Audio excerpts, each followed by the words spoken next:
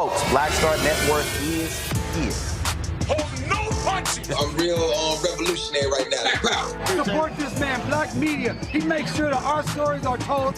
Thank you for being the voice of Black America, Roland. Stay black. I love y'all. All momentum we have now, we have to keep this going. The video looks phenomenal. See, there's a difference between Black Star Network and Black-owned media and something like CNN. You can't be Black-owned media and be scared. It's time to be smart. Bring your eyeballs home. You dig?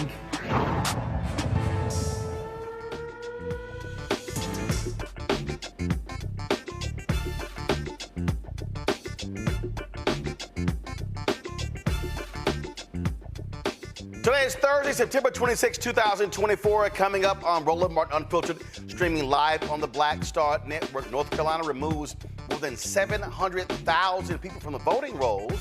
We'll explain exactly what is going on in the Tar Heel state.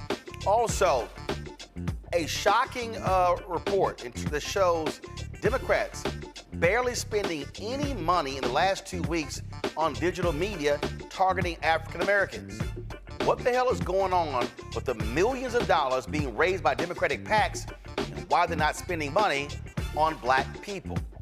Vice President Kamala Harris sits down with MSNBC last night after her economic speech, talking about what she will do if she is president. And don't y'all notice that all of a sudden, every time she does an interview, they then complain about the interview, but they complain that she don't do enough interviews. This is why she should ignore mainstream media. Folks, in New York, Mayor Eric Adams makes history, becoming the first New York City mayor ever criminally indicted. And that's saying a whole lot. A lot of the corrupt mayors in New York City's history. It's time to bring the funk. I'm Roland Martin Unfiltered. On the Black Star Network, let's go. He's got it. Whatever the miss, he's on it. Whatever it is, he's got the scoop, the fact, the find. And when it breaks, he's right on time and it's rolling. Best believe he's knowing. Putting it down from sports to news to politics. With entertainment just for kicks, he's rolling.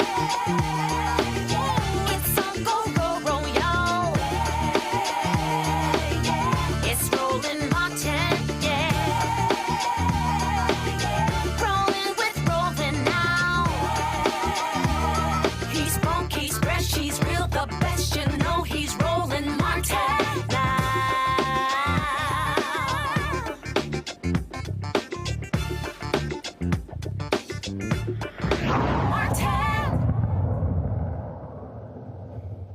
All right, how many times have y'all heard folks say, oh, Biden, Harris, they ain't doing nothing for Black people? You don't see them doing anything to address police brutality and what's happening with all these cops out here?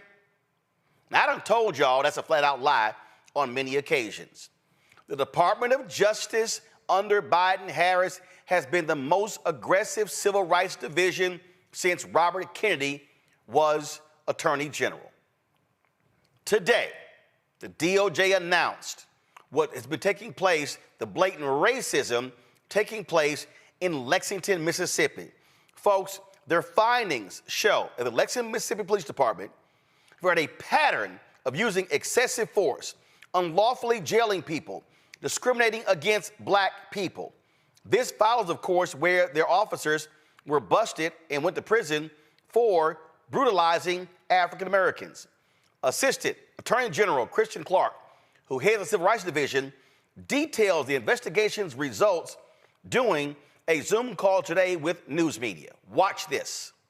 We are here today to announce the findings from our pattern or practice investigation into the city of Lexington, Mississippi, and the Lexington Police Department.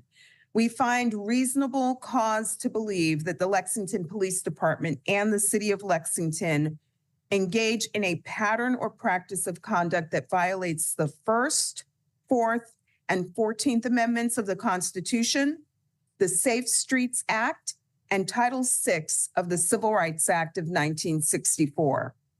Specifically, we find that the Lexington police use excessive force, unlawfully stop, search, and arrest people, including by jailing people on illegal, quote, investigative holds, end quote, unlawfully jail people without affording prompt access to court, violate the rights of people engaged in free speech and expression, including by retaliating against critics of the police, and unlawfully discriminate against Black people. The department also unlawfully arrests, jails, and detains people based on their failure to pay money without assessing their ability to pay. Unlawfully arrests people just because they owe outstanding fines, and imposes money bail without justification and again without assessing ability to pay. The fact that fines and fees fund the department drives its law enforcement, resulting in a crude policing for profit scheme. The Lexington Police Department operates under an unconstitutional financial conflict of interest. Lexington's focus on revenue and its overly aggressive form of policing leaves the people of Lexington feeling harassed, helpless, and hopeless. For example, on the day that we opened our investigation, Lexington officers chased a man down and tased him until he foamed at the mouth. In the previous months, police officers had repeatedly arrested the man for minor offenses that most police departments would have handled with a ticket. For stealing sugar packets from a gas station, the man spent 13 days in jail. He spent 4 days in jail for taking a second cup of coffee after paying for the first. Each time, the Lexington police kept him in jail because he could not afford to pay the fines or the $50 processing fee Lexington charges for every arrest. Especially for a person in poverty, these fines are no small thing. Even though he has no money, the man owes the Lexington Police Department over $7,500. At no point did the police or city assess his ability to pay those fines. In America, being poor is not a crime, but in Lexington, their practices punish people for poverty. We cannot stand for the criminalization of poverty in this country. On February 29th, we provided official notice to Lexington city officials and the police department about our concerns regarding illegal arrests and detentions that penalize people for lacking resources. Lexington has made modest changes, but as today's findings show, more meaningful reform is necessary. Lexington's fines and fees have been absolutely devastating for the people who live there. Although Lexington is one of the poorest counties in America, people owe the police department $1.7 million in outstanding fines. The Lexington Municipal Court has issued bench warrants for over 650 people based on unpaid fines, equivalent to roughly half of Lexington's population. Based on these warrants, police officers have unlawfully arrested and jailed people using the leverage of incarceration to extract more money from them. Other times, the Lexington police send people to jail for days or weeks for minor offenses. People are left to languish in jail until they can go before a judge or they can scrape enough money together to pay their fines. This, too, violates people's civil rights. For example, the Lexington police arrested a Black man for allegedly taking $15 worth of gas. The police told him the fine was $300. He couldn't pay it. The police sent him to jail until the next scheduled court date 2 weeks later. Unjustly enforcing fines and fees creates a two-tiered system of justice that can perpetuate a cycle of poverty. It also fuels a financial conflict of interest for the police department.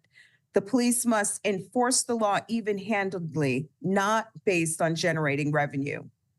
Lexington, though, focused its law enforcement on strategies that generated income, even at times linking police officers' paychecks to the number of arrests they made. Over the past 2 years, Lexington has made nearly 1 arrest for every 4 people in town, more than 10 times the per capita arrest rate for Mississippi. The Lexington police also illegally arrest people for using profanity, and they retaliate against people who simply film officers or criticize the police. The First Amendment protects swearing, yet the Lexington police broke down a man's back door and arrested him for swearing in a public space.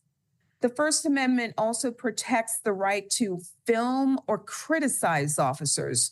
But when a man filmed officers approaching his suicidal brother with their guns raised, a police officer batted the man's phone out of his hand, pushed him to the ground, and arrested him. While making arrests, the Lexington police frequently use excessive force. We found instances in which officers used a taser like a cattle prod to punish people or to make them comply more quickly with officers' orders. For example, officers used a taser to shock a Black man 18 times until he was covered in his own vomit and unable to speak or talk. Officers punch, hit, or kick people who are unarmed and handcuffed. One officer kicked a Black man in the groin so hard that he wet himself. Another used his gun to repeatedly hit a Black man already in handcuffs. Another officer knocked an elderly Black man unconscious. Nor are children spared from attack. An officer grabbed a Black child by the neck and shoved him into a patrol car, banging the child's head against the door frame. Black people bear the brunt of the Lexington Police Department's illegal conduct. Lexington's former police chief, Sam Dobbins, who regularly spoke disrespectfully to Black men, set in motion the aggressive enforcement of low-level violations. Dobbins left the department when recordings of him using racial slurs were released.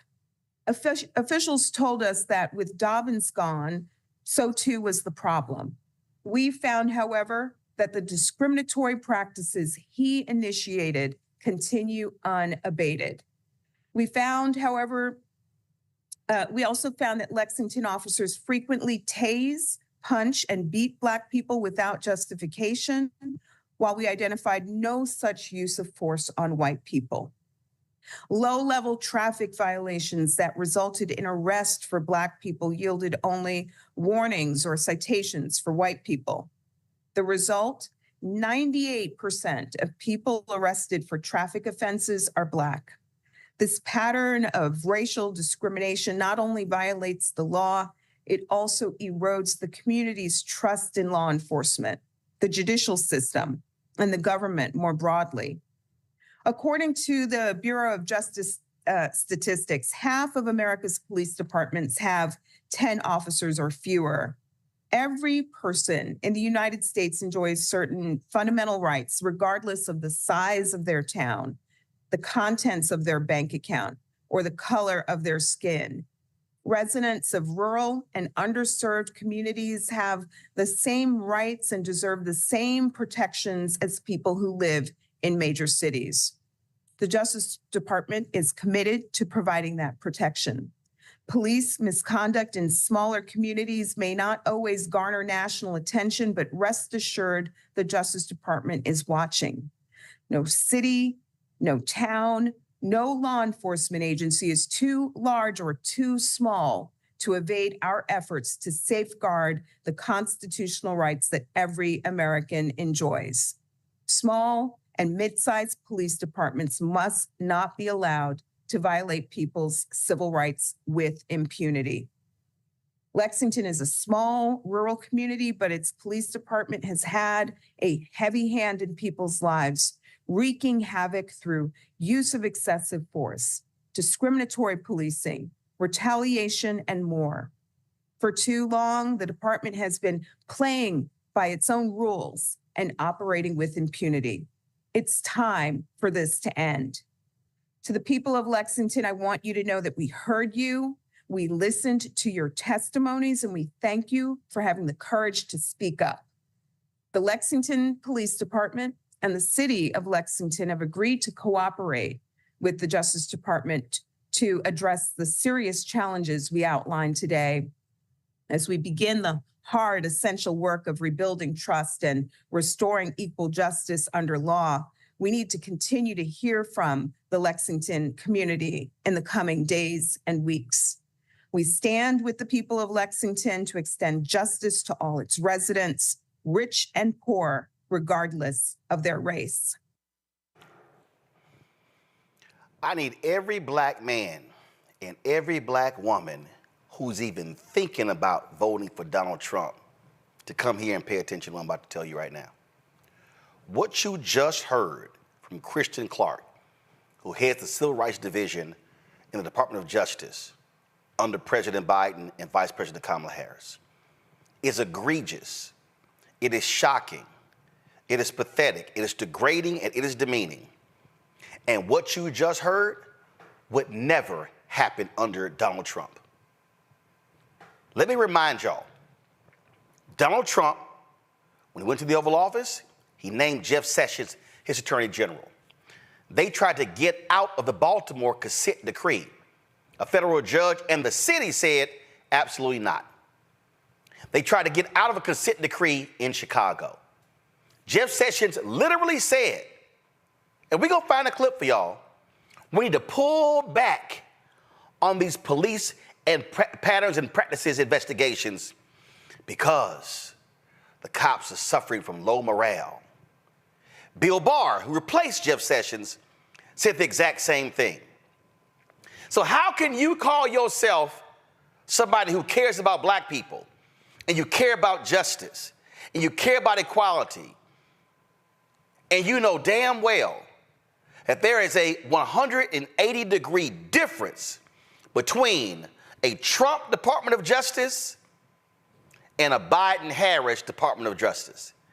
And there's going to be a big difference between a Trump-Vance Department of Justice and a Harris-Walz Department of Justice. The facts are there. This administration has had more than a dozen police pattern and practices investigations. They have been investigating police departments all across the country. They have been putting rogue cops in prison. They have been putting individuals committing hate crimes in prison. Can we say the same thing about the Trump-Pence Department of Justice? Absolutely not. I am not confused by any of this. And there is no way in hell any self-respecting black man or black woman or any person of conscience will be willing to vote for a thug like Donald Trump and J.D. Vance, knowing full well that they would never pick someone like Kristen Clarke to run the Civil Rights Division. That they don't care about people who are being beaten and humiliated. You heard her detail cops arresting people who swore at them knowing full well that's not against the law. Arresting people for a cup of coffee and putting them in jail for multiple days after the man had already bought a cup of coffee. If you want to see the biggest example of a difference between a president, a Democratic president, and a Republican president, all you got to do is look at the Civil Rights Division of the Department of Justice. But let me also add this as my final point before I go to my panel. The Civil Rights Division under Kristen Clarke, they've also been going after redlining. Did Trump go after redlining? No. Please, by all means, show me how aggressive Trump and Pence was when it comes to going after these banks for discriminatory practices against African Americans. I'll wait. Because you can't find it. Y'all can play games all y'all want to. And in 41 days, we will elect a new president. And I'm telling you right now, there's no way in the world I will consider voting for anybody who wants to give cops 100% immunity. I would never vote for somebody who wants to say to the cops, do as you wish. Whatever you want to do, knock some heads if you want to. And you just heard how this small police force in Lexington, Mississippi, and this ain't just Lexington, Mississippi. This is police forces in small towns, in rural America, in big cities, red and blue, need an aggressive Department of Justice overlooking them. Black man and black woman, do not be fooled. All you brothers out there talking about, yeah, Trump gonna put that money in my pocket. I'm gonna get some stimmies. No, you're not. But I can guarantee you this, he gonna bring back stop and frisk. I can guarantee you this, he's gonna allow cops to knock black men upside their heads. So y'all go ahead and play around if you want to. And don't come crying. If he wins, don't come crying later. Oh, my God. Where's Ben Crump? Where's Harry Daniels? Where's Lee Merritt? Can I take, where's Reverend Al Sharpton? Where's the NAACP? You going to say that if you sit your ass at home? You going to say that if you vote for Trump? I'm telling y'all right now, Donald Trump and Kamala Harris, it ain't even, they're not even in the same planetary system when it comes to holding rogue cops accountable. My panel, Dr. Greg Carr, Department of Afro-American Studies, Howard University, out of Washington, D.C., Lauren Victoria Burke, Black Press USA, coming to us from Arlington, Virginia, and Joy Chaney, joining us down, founder of Joy Strategies out of D.C. as well. I had to make this point as clear as possible, Greg, because I see all these folks, and they're commenting on the posts that I make and others on Instagram and TikTok and Twitter and Facebook and Snapchat and all different fan base, Tumblr, all social media. Oh yeah, Trump. Oh yeah, I'm down with Trump. I ain't down with her. I ain't down with the prosecutor. Yeah, Trump has made perfectly clear. He supports stop and frisk. He supports 100% immunity for cops. He does not support the George Floyd Police and Justice Act. He does not support holding cops accountable. Every black person listening had better understand, Greg, that you are going to see cops running rampant in our communities because they will have a MAGA red hat wearing fool in the nation's capital who will tell the Department of Justice, don't you investigate them. And for anybody to think I'm lying, y'all mad about that brother Marcel Williams being executed? Well, that same Republican governor in Missouri said he's going to pardon a cop who was found guilty of crimes in Kansas City. You got Greg Abbott, who pardoned the white man who killed the white Black Lives Matter protester at the protest in Austin. Folk had better realize absolute police thugs will be in charge if Donald Trump prevails against Vice President Kamala Harris. Of course, you're absolutely right. You're absolutely right. You know, last night in class, we were talking about Reconstruction. We were reading a chapter in Derek Bell's casebook on Reconstruction and the 13th, 14th, and 15th Amendments. And, you know, one of my students over at Howard Law School made an observation. He said, you know, there's a reason why in this country that it took me coming to law school, my third year of law school, to have a sustained conversation about something that we learned nothing about in high school and I didn't learn anything about in college. I said, you're absolutely right. This is the most important period in U.S. history for us to study is Reconstruction. And as you've talked about many times, Roland, what comes immediately after Reconstruction in this country is what the white boys, what the crackers called the redemption movement, the white lash movement, what Rayford Logan, historian, called the nadir, the dark period for African people, requiring us to undertake a second Reconstruction to make those Civil War amendments stand up, 13th, 14th, and 15th Amendments, in the 1950s and 60s. And since the 1960s, what these practitioners of devilment, I'll stop short of calling them devils, but only very closely short, have been doing ever since is trying to roll back not only the 1960s, but the 20th century. The vigilante force known as the police in this country, the patter-rollers, are licking their chops at the prospect of one of their own, an open white nationalist, assuming the vice presidency. I'm talking about Junior Varsity Vance, who threw, of course, his own family under the bus, who's currently throwing his wife under the bus and his children under the bus as he practices this form of hatred of everything non-white in his form of his immigrant shaming and blaming and falsifying descriptions of them.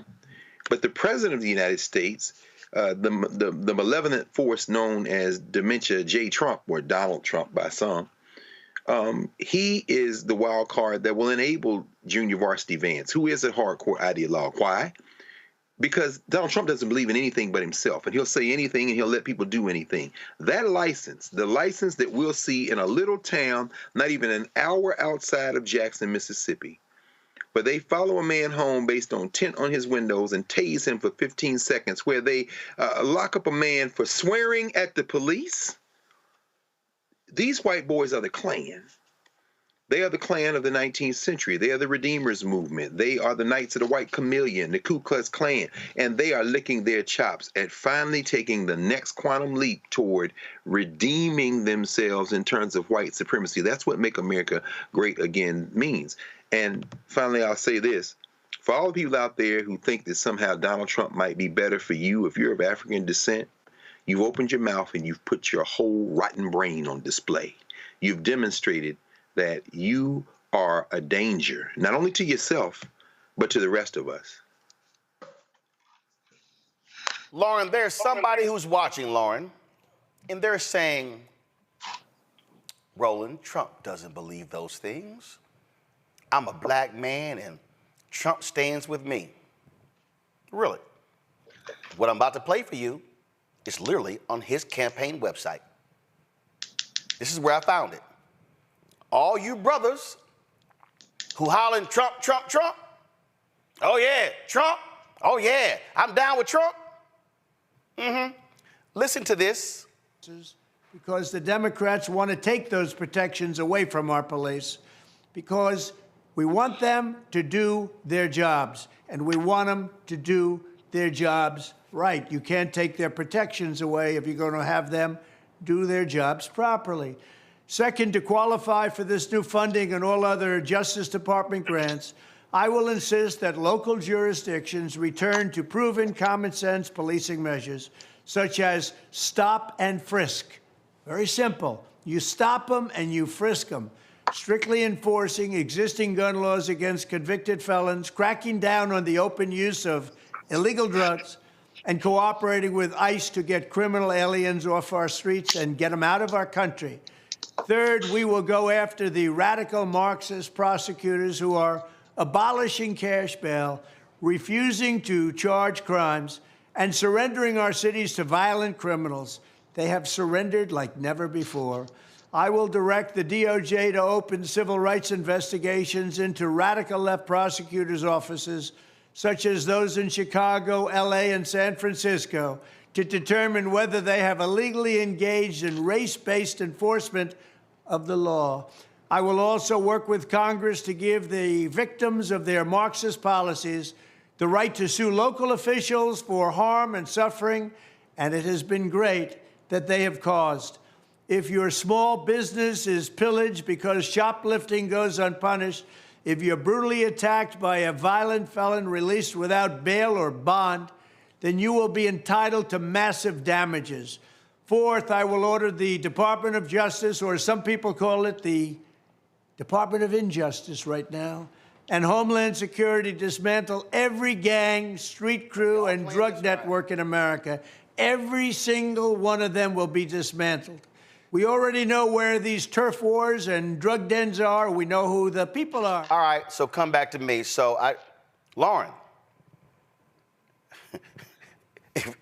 any of these brothers out here, y'all voting for that? Okay. Let me know how that's gonna go down, Lauren.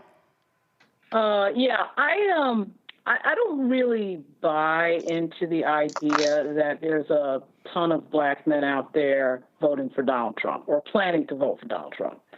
I think that has been overplayed on CNN in particular and the New York Times. They seem to love to present some outlier example of some black male who wants to vote for Donald Trump.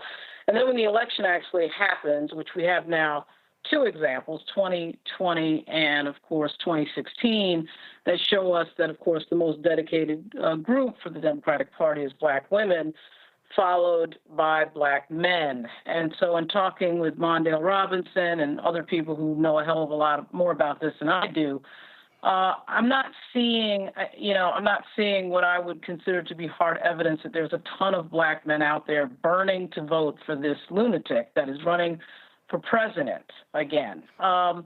That's the first thing I would say. The second thing is we just got, of course, a huge report this week that crime is down, violent crime is down, 20-year low. And, of course, as you know, Roland, the Republican Party has been saying the same thing really since the late 1960s with regard to crime and law and order, which is the way that they play their Southern strategy, their racial Southern strategy to scare white folks in the suburbs to vote Republican. And they've just been doing this now for 60 years. It never stops. It doesn't matter what the crime stats say. It's the same thing over and over and over and over again. Of course, to your point, Roland, you're absolutely right with regard to the Department of Justice and Kristen Clarke. You've made the point several times before very correctly that the DOJ should really be playing up this work that they're doing in these spaces. Lexington, Mississippi, in that situation sounded a hell of a lot like the Black Codes, which, of course, is not taught in most high schools, I suspect. But it's really just a remnant of the post-Civil War activity that we saw in the South. And the police department has become the arm of that activity. It kind of reminds me of the 2015 DOJ report by Attorney General Holder on Jennings on St. Louis County, which was extremely familiar to what Kristen Clarke just said with the Slade Roland. It was effectively the same report. They're using black people for fines and fees to fund everybody else, and through branding blacks to criminality. Wow, where did they get that idea from? Very familiar. But here's the thing, Joy. I don't care if the number is 14%, 12%, 10%. No self-respecting black man or black woman should remotely even be considering voting for a thug who says, I'm going to withhold funding from local police departments unless they institute stop and frisk, which we know by the data targets black and brown people. And in New York City, the crazy number of people who were not even guilty of anything. It was racial profiling. When this man says we're going to target Marxist prosecutors, know who he's talking about? Kim Foxx in Chicago. He's talking about, although she's no longer there, Aramis Ayala, who was in Orlando. The woman who took her place, same thing, who DeSantis pushed out. They're talking about Larry Krasner in Philadelphia. They're talking about the DA in Los Angeles. They're talking about every place, places in Virginia, places in New York City. They want to target progressive DAs because they want a hardcore, right-wing, lock them up and throw the key away prosecutors. So for all y'all black folks out here who were talking about the aftermath of George Floyd and y'all talking about how we get abused, this man wants to unleash law enforcement against this country, and he ain't talking about white people. No, he's not. This is a reinstitution of slavery, right? And when you are chasing Black people down in an effort to keep them in check and in line, this is what he's wanted. This is frankly what he's always wanted. Donald Trump has changed many of his positions over the years, but he's been pretty consistent. When you look at how he treated Central Park 5, some of the other positions he has taken, this person is not someone who cares about the average rank and file person who may come in contact with the justice system. In fact, he wants to unleash the justice system on all of those people, and in particular on Black and brown people. And poor whites, he'll get you too. He will get you too, because all of the things that would deny you bail, all of the things that would impose economic crimes on you, would also, on Black people, would also apply to you if you don't have the money to pay. So this is not anyone who is concerned about the rights of those within the criminal justice system who are interested in criminal justice reform. This is not anyone that you would want to put in. He's about celebrity, right? And he's about tricking you and thinking that you are not paying attention. And so, that's what this is about. And let me tell you, it's also a reminder of how important it is to have the right person in the Oval Office so that you can have the right person at all of the agencies across the country. Yes. You've said it before, Kristen Clarke is a national treasure. She has single-handedly sought justice for communities of color who have been abused. And let me tell you, if you are a community who is being abused out there by your police department, she has avenues for you to alert the Justice Department so that they can look into it. This is a person committed to justice. Again, for everybody to understand, the president appoints the attorney general. The attorney general picks his or her team, and so who heads the Civil Rights Division, who heads the SEC, who heads, we could go on and on and on. So don't think for a second, folks, that who you vote for the presidency doesn't matter. That's who heads the EPA, Health and Human Services, the Pentagon. We can go on and on and on. So I'm going to say it again. No self-respecting Black man or Black woman should even remotely be thinking about voting for Donald Trump when that man plans to unleash law enforcement against Black people in this country. And let me be real clear. I know some of y'all are saying, oh yeah, well, put the thugs in jail. 90% of those people who were going through stop and frisk, they were innocent. Oh, let me go ahead and add this. Let me say this right here. Black men, I've been seeing a whole bunch of y'all tweeting about the execution in Missouri. I've been seeing a lot of y'all tweeting about Kamala Harris. She ain't say a word when that Black man being put to death. Y'all overlooked the fact that it was a Democratic DA who wanted the man taken off of death row. Y'all forget that it was a Republican Attorney General who stopped him, a Republican governor who stopped him, a Republican state Supreme Court who said move forward with the execution, a Republican U.S. Supreme Court that moved forward. But you may be asking, well, Roland, why are you bringing up executions and Donald Trump? Now, y'all remember, this was the ad that he took out right here. Now, first of all, no, this is Yusef Salaam's response, but I need y'all to remember, this is Yusef Salaam responding to Donald Trump. Donald Trump wanted to kill the Central Park 5. He said the death penalty, they deserve the death penalty. Okay, why am I bringing that up? Donald Trump lost in 2020. Y'all know what he did?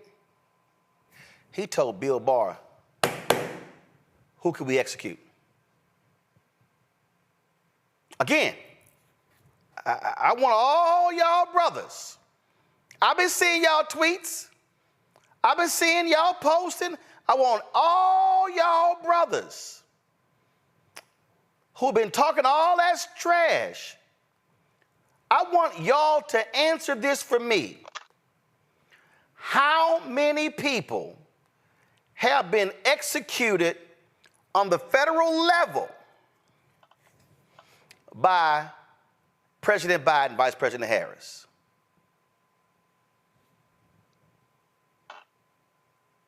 Zero. I want all y'all brothers and some of y'all sisters. I've been seeing some of y'all tweets too, especially y'all FBA ADOS folk. How many federal executions took place under President Barack Obama? Zero. Now, I want all of y'all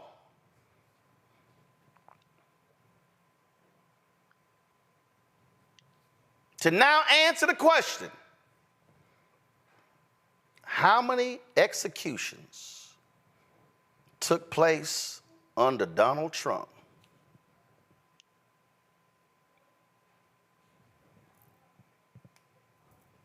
$13. Anthony, go to my iPad.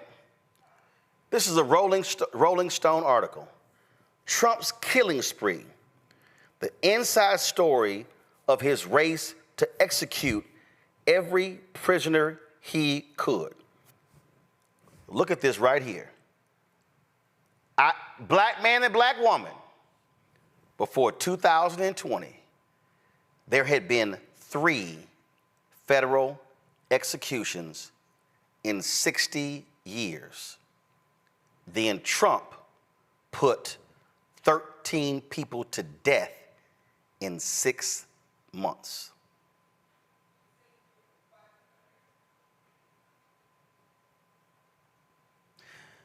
So if y'all are posting tweets trashing Vice President Kamala Harris, she didn't speak up loud enough, she didn't do nothing, why y'all ain't mentioning this? Well, why are y'all not mentioning that after he lost, he was racing to kill people?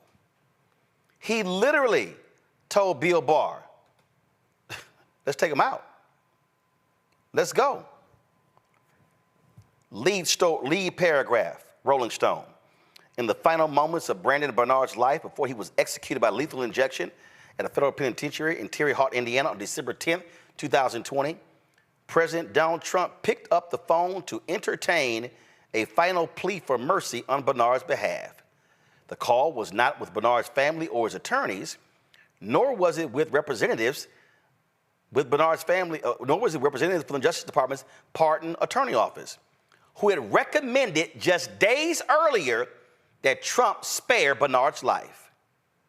Rather, the call was with Jamal Fincher Jones, better known as Paul da Don, a music producer responsible for hits like Ludacris, Pimpin' All Over the World, and Nicki Minaj's Anaconda. Jones didn't know Bernard, but he had publicly endorsed Trump for re-election, and that, Bernard's advocates had correctly suspected, gave him the best chance of getting the president's ear. Trump took the call, but unfortunately for Bernard, it was too late. The president had days earlier spoken with the family of the victims in Bernard's case, a young couple who had been kidnapped and killed, and promised them the execution would go forward. I'm sorry, he told Jones, I can't do it. I'm gonna scroll back up. Representatives from the Justice Department's Pardon Attorney Office had recommended just days earlier that Trump spare Bernard's life. So for every single one of you brothers and sisters who wants to criticize Biden and Harris for the state execution in Missouri, there have been 0 federal executions under Biden-Harris. There were 0 federal executions under Obama-Biden. There were 13 by Donald Trump in 6 months. And before I go to break, I'm just going to leave y'all with this right here. Before 2020, there had been 3 federal executions in 60 years. Then Trump put 13 people to death in 6 months. Now you tell me, who should be the 47th president of the United States? Trump or Harris? That ain't even a contest. It's absolutely Vice President Kamala Harris. I'll be right back. I'm Roland Martin Unfiltered on the Black Star Network.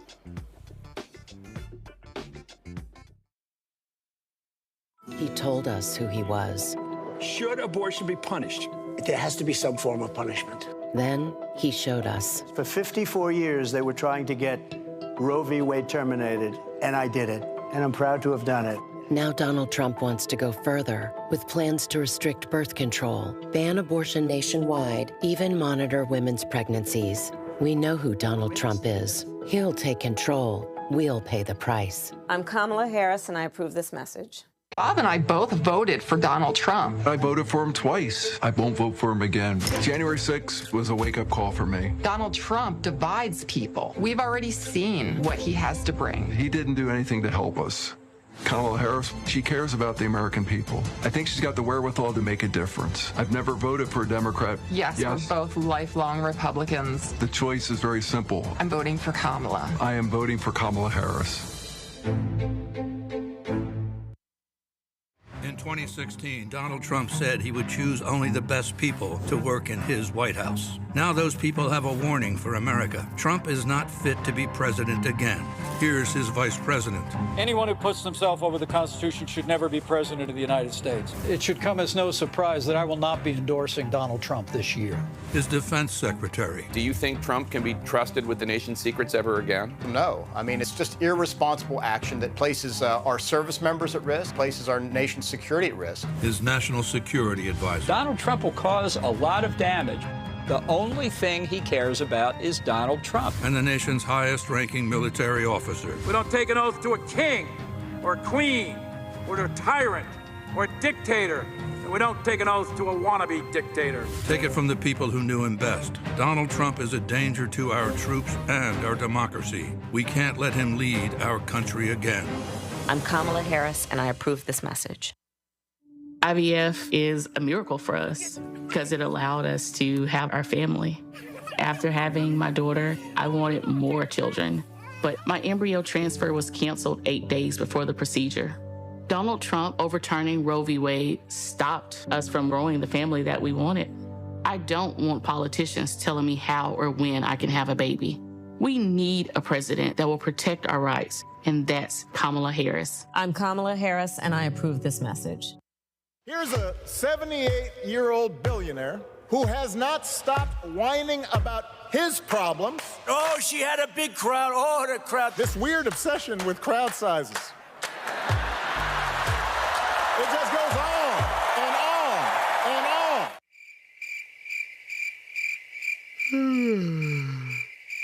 America's ready for a new chapter. We are ready for a President Kamala Harris. I'm Kamala Harris, and I approve this message. The overturning of Roe almost killed me. I had a blood clot in my uterus that caused my labor to have to be induced because of the overturn of Roe v. Wade. I wasn't able to get life-saving treatment sooner. I almost died. And that's because of the decision that Donald Trump made. I was able to get Roe v. Wade terminated, and I'm proud to have done it. The doctors and nurses were afraid that if they treated me in the incorrect way, that they would be prosecuted for that. And that's appalling. Donald Trump says that women should be punished. Do you believe in punishment for abortion? There has to be some form of punishment. For the woman? Yeah. I believe that women should have reproductive freedom to make the choices about their own bodies. 4 more years of Donald Trump means that women's rights will continue to be taken away one by one by one by one. This has to stop because women are dying. I'm Kamala Harris, and I approve this message. What's up, everybody? It's your girl, Latasha from the A. And you're watching Roland Martin Unfiltered.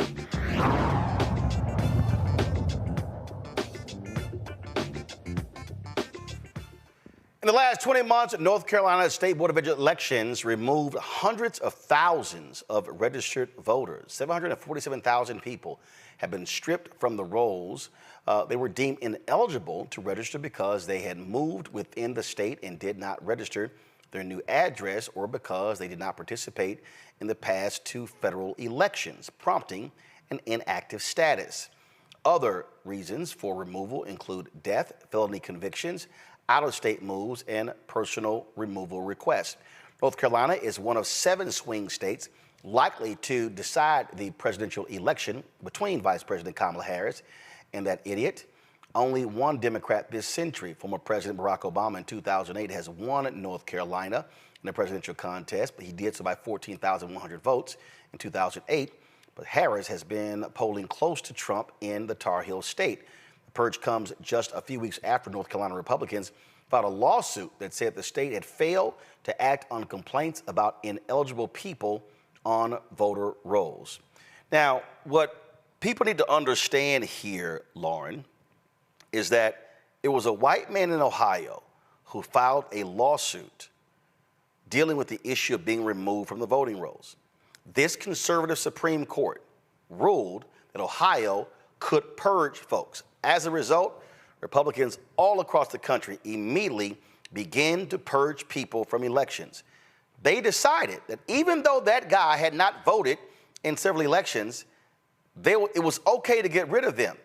Now, that still, to me, is dumb, that you're purging people because they did not vote in a couple of presidential elections. They could have voted in local elections, but this is what Republicans have always wanted. They need to shrink the electorate to give them a better shot at winning. Yeah, and then they need to not change any of their policies to expand the electorate for their party, which they refuse to do. For some reason, they always refuse to expand their ideas or their policy ideas to get more people under the tent of, of their party. So, it's a strategy, of course, of shrinking the electorate joined with never changing anything policy-wise. And really, with the MAGA Republicans, they're floating into a zone here of really not having any policies. They just have this sort of strongman, dictatorial style of their MAGA leader, Donald Trump, sort of standing there, not really talking in any policy detail. So it's even worse than that. But this is a interesting and crazy strategy that is actually going to work probably for North Carolina and probably Georgia as well. And you can see in Georgia, they're going even further into other strategies that have to do with decreasing the voter roll. So it really requires everybody to turn out. There is a push in the country to make sure that people are checking their registration. So with early voting in particular, that's a big advantage because you have time to check your registration. You're not waiting for November 5, 40 days from now to see if you're on the rolls. But it's an unfortunate new strategy on the Republican side. See, Joy, the reason I wanted people to understand that lawsuit, again, it was a white man in Ohio, and Republicans, boy, they wanted the Supreme Court to allow them to remove folks from the rolls who have not voted, and they have been using that from Florida and Texas and North Carolina. I mean, you could go on and on and on, the places where they have been using that, because if they have openly stated, if we shrink the voting rolls, if we get rid of ballot drop boxes, if we require voter ID. I mean, I'll never forget, in 2012, a leading Republican legislator in Pennsylvania stood up and publicly said, Mitt Romney is going to win Pennsylvania because of voter ID. That's right. That's right. And by the way, these are not new strategies. These are iterations, modern iterations of the same old Jim Crow strategies. Any attempt to keep you from voting. And then, what is new then, now they're adding it such that even when you vote, even if you win, if you don't win about big enough margins, they might try to undo the election or not see electors. So these folks are committed. But here's what we do. I don't want us to focus. The lawyers are going to take care of these things. We have to talk about them, but I want you to focus on what you have to do. As we already said, you got to check your registration. You cannot wait until election day to vote. I know somebody, I like to vote on election day. It's about what you like. It's about getting out in front and making sure that no one can rob you of your vote. So vote early. Bring other people to vote early. Check your name on the roll if you are a woman and you have a hyphenated name, or if you've recently changed your name, if you've recently moved, anything. Check your registration status. Make sure you have everything that you need and bring your ID to the polls even if you don't have to. You want to take every redundancy to make sure that you can vote. They are taking every redundancy to make sure that your vote won't matter. So you have to do your part because margins will matter. And we need to flood the system with voting in higher numbers so we can undo what they have planned. That is what is critical right now. So yes, not surprised, but we can outsmart them. So, Greg, I want to talk about this as well. Go to my iPad. Ari Berman posted this tweet, and this is sort of tied to it. Trump won 53% of the vote in Ohio, but the GOP controls 67% of seats in the state house and 79% in the state senate. This November, Ohio voters can pass ballot initiative to finally end gerrymandering, direct democracy, key tool to fight rigged legislatures and protect key rights. Now, we saw in Wisconsin, when Democrats got the 4th seat on the state Supreme Court, how they attacked gerrymandering as well. And so these ballot initiatives are so important because Republicans have been fighting it. And the reason they're doing a ballot initiative there, the voters had already voted on this, and the legislature in Ohio totally ignored them. Same thing happened in Michigan. They were like, nah, you can't do it. And Republicans are ignoring the will of the people in Utah. So even when you use democracy, they're like, yeah, we don't care. We still got the power.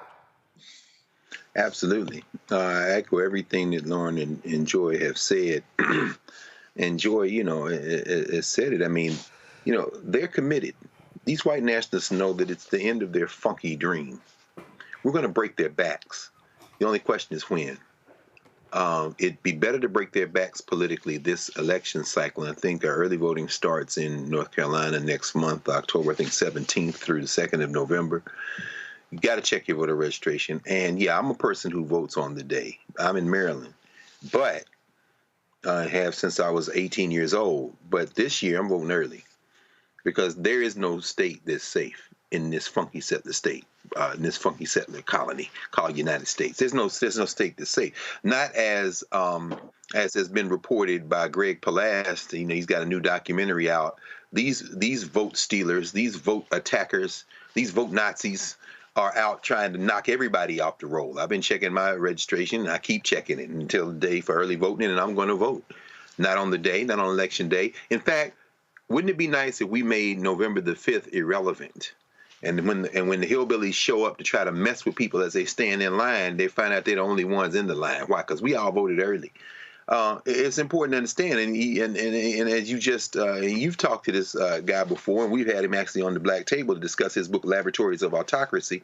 David Pepper, a former Ohio state legislator who has talked about this and has been screaming from the rooftops what they've been doing in Ohio. But this is the time for Cleveland and Dayton. This is the time for Columbus. This is the time for all of those folks in Springfield, Ohio, where Ohio University is, to go out and break the backs of these white nationalists by making sure that this ballot referendum passes and you can get rid of the gerrymander. The only way they have a chance to continue their white supremacist, their white nationalist fever dream, is to steal your vote. 750,000 people knocked off the roll in North Carolina, 10% of the voting population knocked off the roll, an average of 1,200 voters a day, every day from the start of 2023 through August of this year in the funky state of North Carolina. That's because they know they can't win it fair and square. They have no interest in winning it fair and square. They are trying to literally run their funky ass dream through your chest by taking you off the rolls. I say you break their backs politically. You can make sure you register and get out there and vote early. Render November the 5th as irrelevant as we can. Absolutely. All right, folks. Hold tight 1 second. When we come back, Rough day for New York Mayor Eric Adams, indicted by federal authorities. We're going to break it all down with Ellie Mister with the Nation. He is up next. Folks, don't forget to support the work that we do. Join our Bring the Funk fan club. Our goal is to get 20,000 of our fans on average every year contributing at least $50. That's $4.19 a month, 13 cents a day. We don't have millionaires and billionaires and foundations and major advertisers pouring money into us. We've been making this thing work by going directly to the people for the past 6 years, and that's how we've been able to survive. So your support is critical. Now, we keep having issues with Cash App. We're trying to deal with them. They don't allow companies like ours to actually now use Cash App. They literally are deleting our Cash App accounts.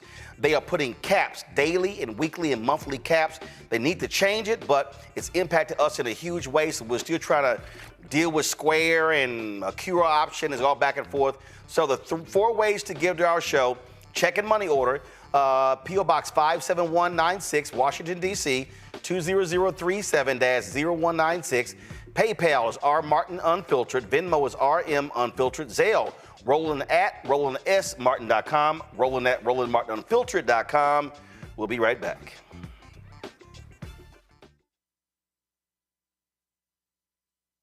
He told us who he was. Should abortion be punished? There has to be some form of punishment. Then he showed us. Should abortion be punished? There has to be some form of punishment. Then he showed us. For 54 years, they were trying to get Roe v. Wade terminated, and I did it, and I'm proud to have done it. Now Donald Trump wants to go further with plans to restrict birth control, ban abortion nationwide, even monitor women's pregnancies. We know who Donald Trump is. He'll take control. We'll pay the price. I'm Kamala Harris, and I approve this message. Bob and I both voted for Donald Trump. I voted for him twice. I won't vote for him again. January 6th was a wake-up call for me. Donald Trump divides people. We've already seen what he has to bring. He didn't do anything to help us. Kamala Harris, she cares about the American people. I think she's got the wherewithal to make a difference. I've never voted for a Democrat. Yes, we're both lifelong Republicans. The choice is very simple. I'm voting for Kamala. I am voting for Kamala Harris. In 2016, Donald Trump said he would choose only the best people to work in his White House. Now those people have a warning for America. Trump is not fit to be president again. Here's his vice president. Anyone who puts themselves over the Constitution should never be president of the United States. It should come as no surprise that I will not be endorsing Donald Trump this year. His defense secretary. Do you think Trump can be trusted with the nation's secrets ever again? No. I mean, it's just irresponsible action that places our service members at risk, places our nation's security at risk. His national security advisor. Donald Trump will cause a lot of damage. The only thing he cares about is Donald Trump. And the nation's highest-ranking military officer. We don't take an oath to a king or a queen or to a tyrant or a dictator. And we don't take an oath to a wannabe dictator. Take it from the people who knew him best. Donald Trump is a danger to our troops and our democracy. We can't let him lead our country again. I'm Kamala Harris, and I approve this message. IVF is a miracle for us because it allowed us to have our family. After having my daughter, I wanted more children, but my embryo transfer was canceled 8 days before the procedure. Donald Trump overturning Roe v. Wade stopped us from growing the family that we wanted. I don't want politicians telling me how or when I can have a baby. We need a president that will protect our rights, and that's Kamala Harris. I'm Kamala Harris, and I approve this message. Here's a 78-year-old billionaire who has not stopped whining about his problems. Oh, she had a big crowd. Oh, the crowd. This weird obsession with crowd sizes. It just goes on and on and on.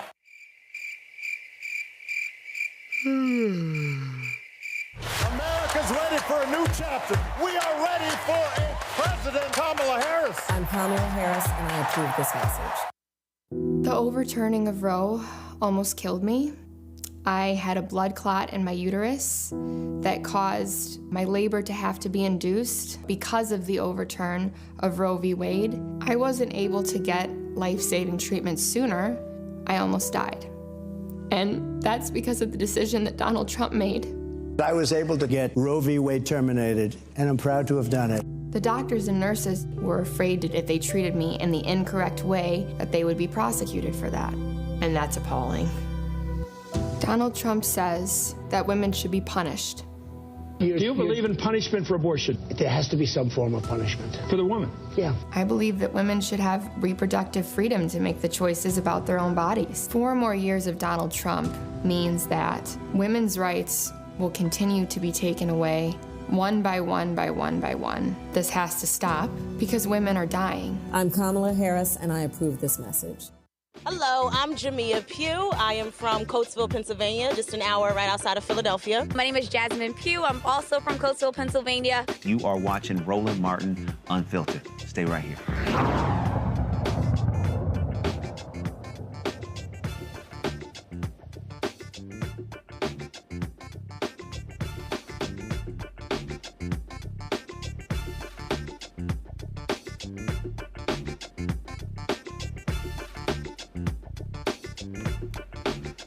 New York City Mayor Eric Adams becomes the first mayor in history to be criminally indicted. Today, the federal authorities unsealed the indictment against the first-term mayor. He faces 5 counts of bribery, campaign fund fraud, and other corruption.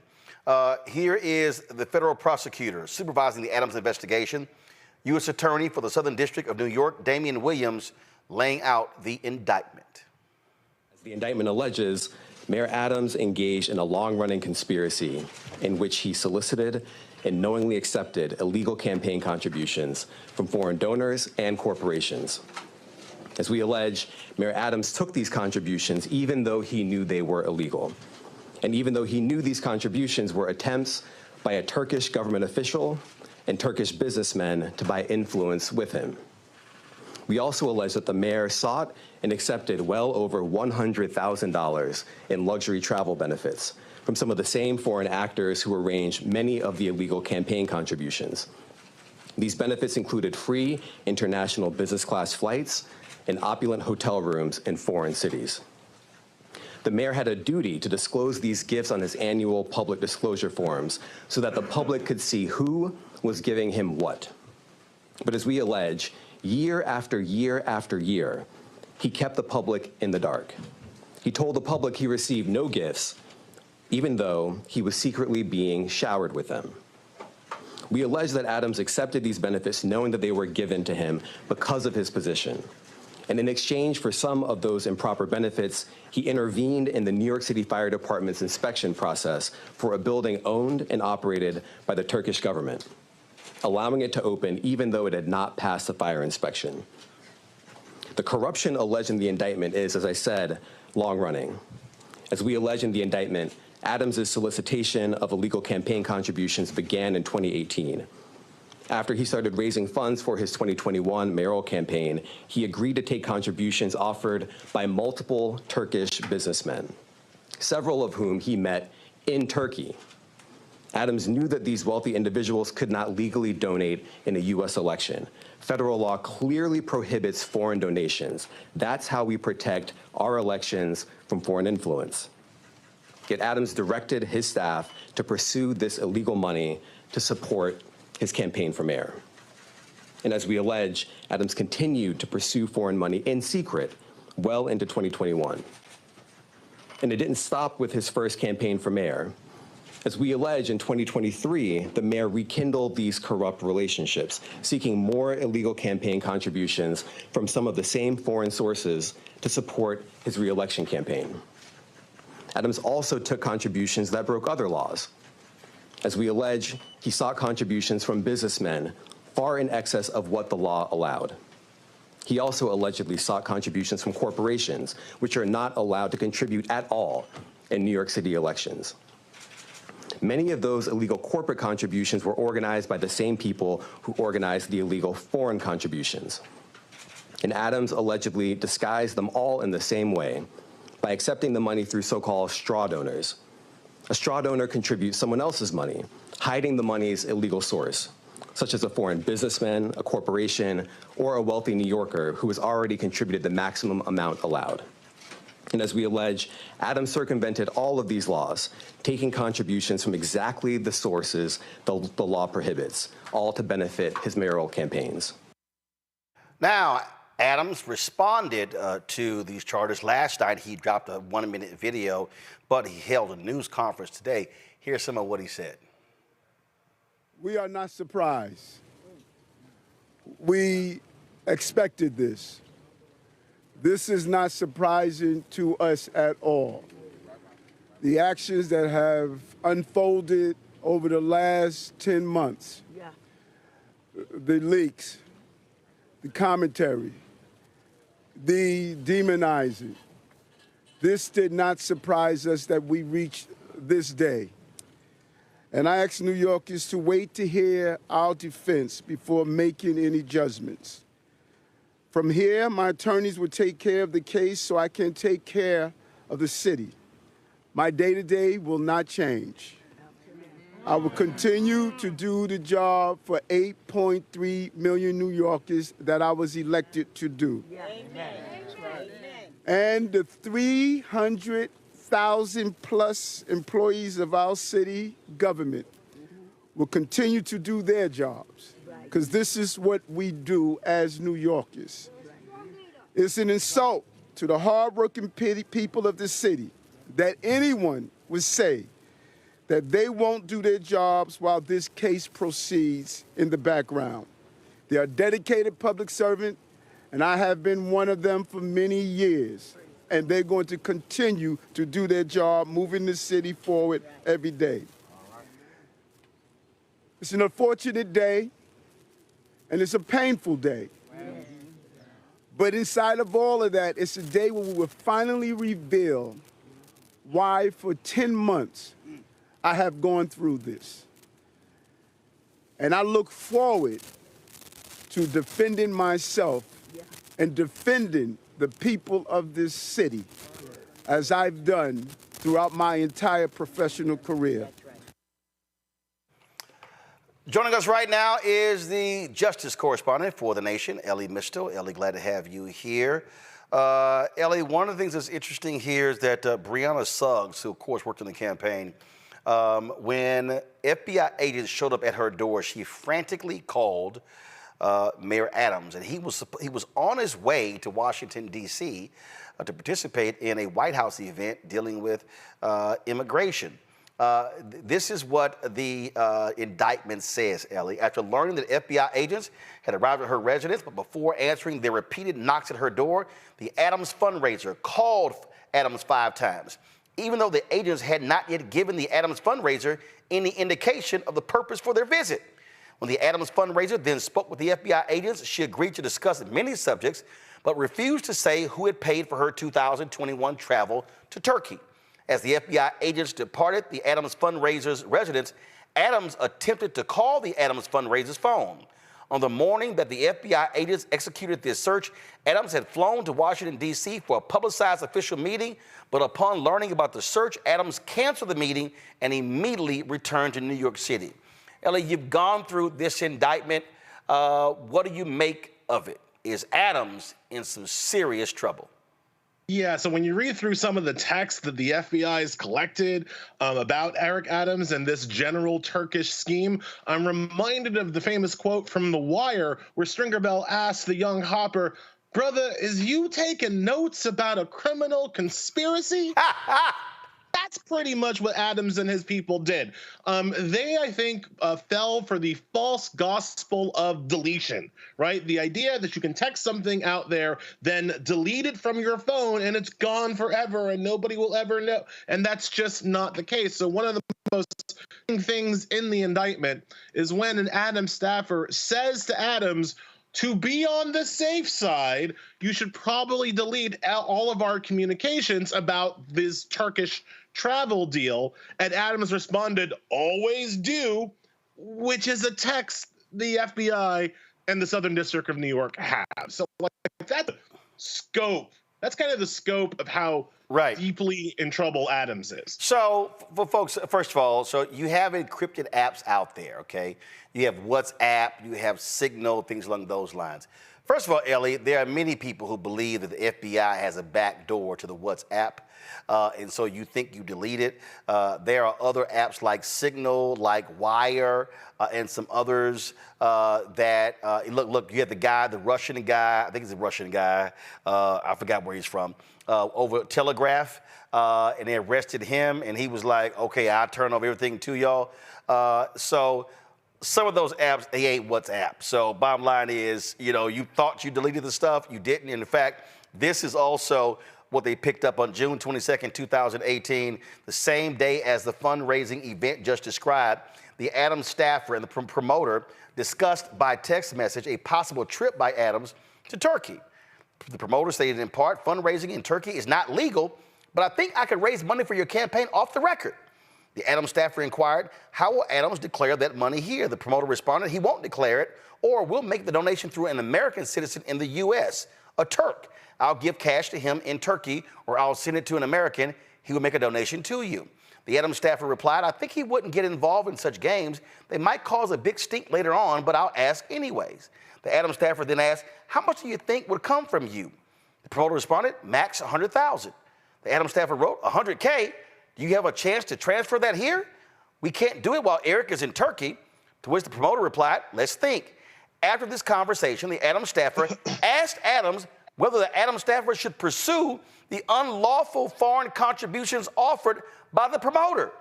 And contrary to the Adams staffer's expectations, Adams directed that the Adams staffer pursue the promoter's illegal scheme. That's the staffer saying, hey man, he ain't gonna do that because it's illegal. She said, hey bro, what you wanna do? He was like, yo, show me the money. So there are two legal things to pick up from that, right? One is how deep they've got Adams, because that Adams staffer, that person is state's evidence, right? You don't get that kind of information in your indictment unless that staffer has flipped as now telling all the stories about Eric Adams and what he said and what he directed them to do, right? But that also, therein lies the beginnings of what Adams' defense is going to be. Now, look, right now, he's in his Law and Order phase where he's like, it's all lies. And he's doing the Trump playbook right now. They're trying to get to me by trying to get to you by going through me and all that bullcrap. None of that is a sufficient legal argument. What his actual legal argument will be once he gets to court is going to be dependent all on those staffers. Hey, man, I didn't know what's going on. I didn't know where the money was coming from. That's all on them. It was up to them to make sure that these contributions were legal, right? Like that's going to be the core of his defense. Ignorance, right? Now, the reason why he's going to have a problem with that defense is all of the stuff in the indictment about his travel, right? The stuff about his travel is important, is illegal, but it's critical in establishing his knowledge and complicity in the scheme, because there is various allegations about Adams essentially paying economy class tickets on Turkish Airways, yet get first class or business class seats on Turkish Airways all throughout the globe, not just to Turkey, where he says literally Istanbul is always the first stop, but to Sri Lanka, to France, to China. He's always flying Turkish Air, and he's always in first class or business class, despite never paying for a first class or business ticket. It is going to be very hard for Eric Adams to stand up in front of a New York jury and say that while he paid for a business, an economy class ticket, he didn't know he was flying first class, right? Because that's the kind of thing you know. You kind of notice if you're in first class and ain't paid for it, right? Like that's just common sense. So when they're able to establish that, that's going to make it very hard for him to then say he didn't know nothing about nobody, right? So I think that's how they're going to get him when they go to trial. But again, he's going to try to blame all on his staffers. This one here, this probably was a goodie right here, Ellie. On November 6, 2023, FBI agents executed a search warrant for the electronic devices used by Eric Adams, the defendant. Although Adams was carrying several electronic devices, including 2 cell phones, he was not carrying his personal cell phone, which is the device he used to communicate about the conduct described in this indictment. When Adams produced his personal cell phone the next day in response to a subpoena, it was, quote, locked. such that the device required a password to open. Adams claimed that after he learned about the investigation into his conduct, he changed the password on November 5th, 2024, and increased the complexity of his password from 4 digits to 6. Adams had done this, he claimed, to prevent members of his staff from inadvertently or intentionally deleting the contents of his phone because, according to Adams, he wished to preserve the contents of his phone due to the investigation. But Adams further claimed he had forgotten the password he had just set and thus was unable to provide the FBI with the password that would unlock the phone. Now, Ellie, here's the first thing. So you changed the password so your staff would not go in and delete stuff. First question, why would your staff go into your personal phone and delete stuff if you were doing stuff legally? The second question is, how the hell you reset the password and now your ass can't get into your personal phone because you can't remember the digits? What's interesting? I mean, I'm smelling something real fishy. What's interesting for me with all this, Roland, is that Adams used to be in law enforcement, right? He's a former cop. Right. So why does Adams think that law enforcement is stupid? Like why does Adams think that this is going to work? That shit don't even work on Law and Order or CSI. Like nobody's gonna buy that, and you would basically think that a former cop would be better at criming than Adams appears to be in this indictment, with nod and wink, just ridiculous arguments like, I forgot the password I just changed on my phone, and oh, my staff sometimes gets into my phone and deletes my activity. Who can know why? Like, who is that for? Who does he think is gonna buy this? And this, I think, goes to another kind of overarching theme of the indictment. Adams thought he was untouchable. Adams thought that nobody was going to come after him. And really, let's remember, Adams is now the first sitting New York mayor to be indicted on federal charges. But let's talk as adults here, Roland. Adam ain't the first New York City mayor to commit some federal crimes, all right? We can go back to John Lindsay, Jimmy Walker. We can go back to lots of New York mayors who did lots of shady stuff. Adams is the first one to be indicted for any of that shady stuff, right? Now, I would point out that the mayors that I just mentioned happen to be white mayors, while Adams happens to be a black mayor, and maybe Adams is the one who forgot that, right? As people have been saying, you know, your mama tells you, honey, you can't do what they do. And I do, reading the indictment, I do get that Adams thought he was going to be held to the rules that affected every other white mayor before him, not realizing, no. He was going to be held to the rules. And the rules are, you can't take money from foreign contributors. You have to cooperate with the FBI, and you can't delete stuff on your phone. Those are the rules that were going to be applied to him. And there's one more thing in the indictment, Roland, that really, I think as a New Yorker, should really piss people off, all right? New York has a very good, very progressive program where the city will match small dollar donations to political campaigns up to $2,000, right? So we, the New York taxpayers, will candidates up to $2,000 in matching funds to try to kind of diminish the corporate and wealth influence in our New York State and city elections, right? Adams, for all of these shady contributions, for all of these foreign contributions, structured them so they would be available to receive those matching funds. So according to the indictment, even though Adams knew that he was $1,000 from a Turkish university, he was structuring those payments to be small enough that not only would he get the money that he wasn't allowed to take from Turkey, but that he would get public taxpayer matching funds for that money. And I think that just as a New Yorker, and that was about $10 million, right? Right, he got about $10 million of public money through that, and I think that as a New Yorker, that sticks in your craw, man. Like that's not okay. And so again, I think when you put it all together, you have the picture of a man who thought he was untouchable, who got touched today. Oh, he got touched, all right. Before I go to your law school classmate, Joy Cheney, I'm going to show you this Class here. 03 coming out. This is a chart right here of all the free travel he got. Free upgrade to business class for 2, round trip ticket to New York to India. Was it disclosed? Nope. Round trip from New York to France, Turkey, and China. Heavily discounted hotel rooms in Istanbul, 41 grand. Disclosed? Nope. Business class tickets for 2, round trip from New York to China. Disclosed? Nope. Free upgrade to business class for 2, round trip from New York to Hungary. Disclosed? Nope. Free upgrade to business class for 1 flight from New York to Turkey. Free stay at a hotel in Istanbul. Free meals, transportation, and entertainment in Istanbul. Disclosed? Nope. Free upgrade to business class for 2 on a round trip from New York to Turkey. Disclosed? Nope. Free upgrade to business class for 2 on a round trip from New York to Ghana. Free meal and transportation during Istanbul layover. Disclosed? Nope. You look at right here, you're talking about almost $100,000 in trips. And I'm just trying to figure out, that's a lot of travel to Turkey.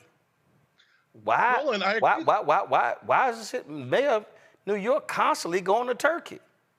Roland, I agree that all that is bad, but why are we talking about Clarence Thomas? I thought we were I talking concur. about Eric Adams. I'm sorry. Yeah, that's right. But no, I'm sorry. No, this is about 100,000 in free trips for Eric. Clarence got about 4 million. So, you know, if you do less than 3 million, you get indicted. But if you got 4 million in Supreme Court justice, it's all good. What it shows, again, is how just off the chain the Supreme Court justices are, right? That if you are the mayor of one of the wealthiest cities on the planet, you cannot do this. This is actually an indictable crime if you're the mayor of a city. But if you're one of the 9 unaccountable, supremely powerful Supreme Court justices, apparently you can do this all day and nothing ever bad happens to you, and it's not an indictable crime. And I think that juxtaposition, that imbalance and incongruity really stands out to me as I look at all of Adams' travel expenses. In terms of your actual question, like why is he globetrotting around the world? Clearly the man is fundraising. And that's you go to where the money is. Adams was going to where the money is, and guess what? It wasn't in Flatbush, right? It wasn't. It wasn't up on Columbus Circle, right? He went to where the money was, and the money was in Ankara. Mm-hmm. Joy. Ellie, you get better and better with time. HLS class of 2003. Let me tell you, I remember another HLSer, Barney Frank, said, he quoted, "Never write if you can speak, never speak if you can nod, never nod if you can wink, and never wink if you can do nothing." Eric Adams would have done well to take that advice. It's an old quote, not attributed to Barney Frank, but he quoted it well. Eric Adams is in deep stuff. But let me ask you this. Does he need to resign? Because we have AOC asking for his resignation. That seems to be the boring go-to, is that everyone has to resign when you've been indicted. What do you? Yeah, so I obviously think he should. Look, I think that I believe in innocent until proven guilty. Absolutely. I believe that Eric Adams deserves to have, the best legal defense by for him at this point. And we should reserve judgment until the legal process plays out. But the question about resignation is a question about whether or not this guy has the trust and the confidence and the ability to run the city effectively, properly during this firestorm. And I think that is clearly no. First of all, it'd be good to have a phone when you're the mayor of New York City, right? And right now, Eric Adams can't be trusted to have one, right? So just straight up, like, number one, this man cannot be trusted with electronic devices. That's kind of a problem running the city. Number two, we don't know who he's running the city for at this point, right? Is he running the city for the benefit of New Yorkers? Or is he running the city for the benefit of his Turkish international friends who are going to be his only way out as the legal process gets more and more deep into his past, right? So that's another reason why I don't think he must resign. The reason, and I bring this up a lot when talking about public officials who get into scandal, who get into trouble. The idea that any particular public official is important or indispensable is just wrong. That is just not how our systems are supposed to work. If I may quote Bill Belichick, next man up. All right, like we've got other people in the city who are capable, willing, and able, aren't embroiled in international scandals. Jumaine Williams, the current public advocate, would take over if Adams stepped down. He's capable. He's fine.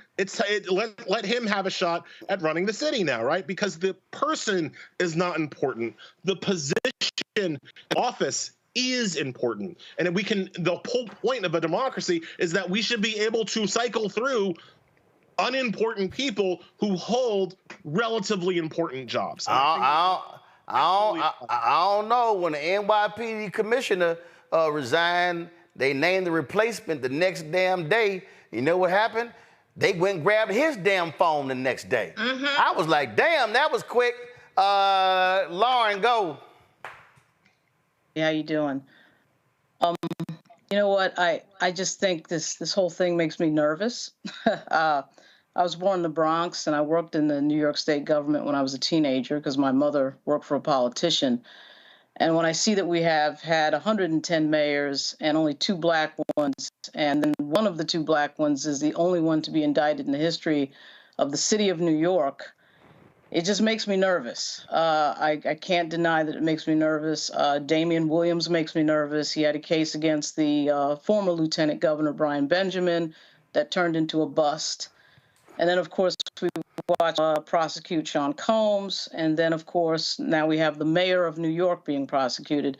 And even though I think that Sean Combs is a bad actor, and we know certain facts that are pretty obvious right now, certainly the video of him beating his girlfriend, et cetera, and so on. It's 3 different cases, of course, but anytime I see a black politician get prosecuted, I just get nervous. And I've read most of the indictment. I agree with so much of what Ellie has said, but at the same time, knowing history and COINTELPRO and the disparate treatment of black people in this country, it just makes me nervous. I mean, it just makes me nervous, and I don't like this idea of everyone talking about due process and the presumption of innocence, but not actually believing in it when it's time to believe in it. So if somebody is guilty upon indictment and we don't need to have a trial to finding out, then what are we having trials for? I mean, once the person is indicted, if in fact they are guilty at that moment and should resign, we had AOC, who I'm a huge fan of, calling for the mayor's resignation before even seeing the indictment. And to me, that is problematic. I mean, if we're not going to find out in court what the details are, if we're not going to do a trial, and if we're deciding that somebody's guilty automatically upon allegation, then what do we have a court system for in the first place? Well, let me. Yes, go ahead. Actually, you said that the Brian Benjamin case went bust. Actually, it didn't. Go to my iPad. Well, first of all, no, hold up. It's spinning. No. Hey, first of all, no, this is fact. This is from March 8th, 2024. A federal appeals court on Friday revived corruption charges against former Lieutenant Governor Brian Benjamin of New York, saying prosecutors had sufficiently demonstrated a plan to funnel state money to a now deceased developer in exchange for campaign contributions. They overturned a court in December 2022, and so that case has been revived. I just want to go ahead and just state that as a matter of fact. Ellie, your response to Lauren? We share those concerns. And like I said, I do not believe that Eric Adams is the first New York City mayor to commit federal crimes. I mentioned Jimmy Walker, John Lindsay, at least, right? We know we're like famously, this is the city that produced Boss Tweed. You can't tell me that Eric Adams is the first mayor to commit major federal crimes. He's just the first to be prosecuted. I think we know why. I think it's because Eric Adams has a trait that doesn't wash off in the shower, right? So I think that is clearly part of what's going on here. However, the fact that he might be prosecuted on regular rules as opposed to the special white rules doesn't absolve him of responsibility for his actions, right? Like even though 2 things can be true at once, Eric Adams shouldn't have been most likely the sitting mayor to be prosecuted for federal crimes. Well, that doesn't mean he didn't commit the crime, right? It doesn't mean he didn't do the thing. And it doesn't absolve him of culpability and responsibility, saying nothing of the fact that knowing that he was a black man in this society, he should have been particularly careful about his actions, as opposed to particularly cavalier as the indictment suggests that he was. To the larger point of whether or not innocent until proven guilty means that people should have to resign or not before there is a trial. Again, my take on this is that we should absolutely have a trial. He should absolutely have to argue for his innocence, and if he's innocent, great. That will come out in due course, in due time. That doesn't mean he needs to have his current job. Being a public official is a job of incredible public trust. Right? And if you have dirt on you, even if it's the appearance of dirt, even if it's the whiff of dirt, you should maybe step aside and let people who don't have such dirt on them take the next forward. Because again, you are not important. It's your job that is important. It's your office that's important. So I believe in holding public officials to a higher standard, right? If Eric Adams was the CEO of my, video game company, I would say, no, he keeps his job until there's a trial, but he's not. He's the mayor, and you can hold people to a higher standard. You can look at these allegations on their face and say, yeah, we can't trust that guy anymore. Next man up, next person to do the job up, and Adams can then focus on what's going to need to be a really extensive and expensive legal defense. What happens in court doesn't really mean anything because he's guilty right now by what you just said. So let's say he's found innocent. If he's found innocent, he should have stayed as mayor and not. So the court process really doesn't mean anything. The allegation is in fact the conviction. Yeah, but the court process, I don't know if I can jump in, but the court process and the political process are different. I agree with both of you, though. Ellie, I would say a whiff of impropriety is not the same thing as an indictment alleging pretty verifiable facts. And that's what we have here. So that's why it was silly for AOC to come out yesterday before she even saw the indictment, even though we knew something was coming. Before she even saw it, it was better if you wait till the day. It's pretty salacious. It's pretty, things that your lying eyes, can't trick you on. You can see that there's some smoke here, and there was probably some fire. Even if it's not everything. That doesn't mean he's guilty. He has to go through a legal process. But I don't want to be a situation where we can investigate people, we can whisper about them, and then they have to resign. That's unfair too. So there's a little bit in between. In this case, I think we've seen enough. He is going to have his hands full. He probably does not have the trust of the people. But I don't think it's fair for politicians to be the first ones to jump in on it. They ought to be led by the people. Greg. Thank you, Roland, and thank you, Ellie, as always, brother. I really don't, this really doesn't excite me much, animate me much. Not when Donald Trump violated the foreign and domestic emoluments clause. The Saudi lobbyists alone staying at Trump Hotel for about $300,000 worth of hotel stay. Clearly, the Supreme Court waits until January after he loses the election to say that the two of the cases are moot and that Congress didn't have standing in the third case. This is the United States of America. So the idea that somehow we're going to get animated because of the mayor of New York City, no, I would say this. Not only should he not resign, he should fight it until he gets his day in court. If for no other reason than if Governor Hochul takes him out or he resigns, they give more fodder to the criminal enterprise called the GOP. And they've got a whole ass criminal sitting at the top who violated all kind of federal law. To set aside Harlan Crow's wholly owned boy toy Clarence Thomas. My question is more in the vein, since thanks Joy for evoking the political side. I know that he has known Reverend Daughtry, Herman Daughtry, for a very long time. And, you see Hazel Duke standing there, state president NAACP. How do you read those black clergy folk there, but particularly those elders? Because I got a lot of respect for Reverend Daughtry. Is this just a matter of being loyal to someone who they have known for many years? And how, before folks who don't know a damn thing about any of them start attacking them for being sellouts, and they gin up their mouths to say something crazy about these elders. How should we be thinking about in your mind those elders that we saw standing with him today?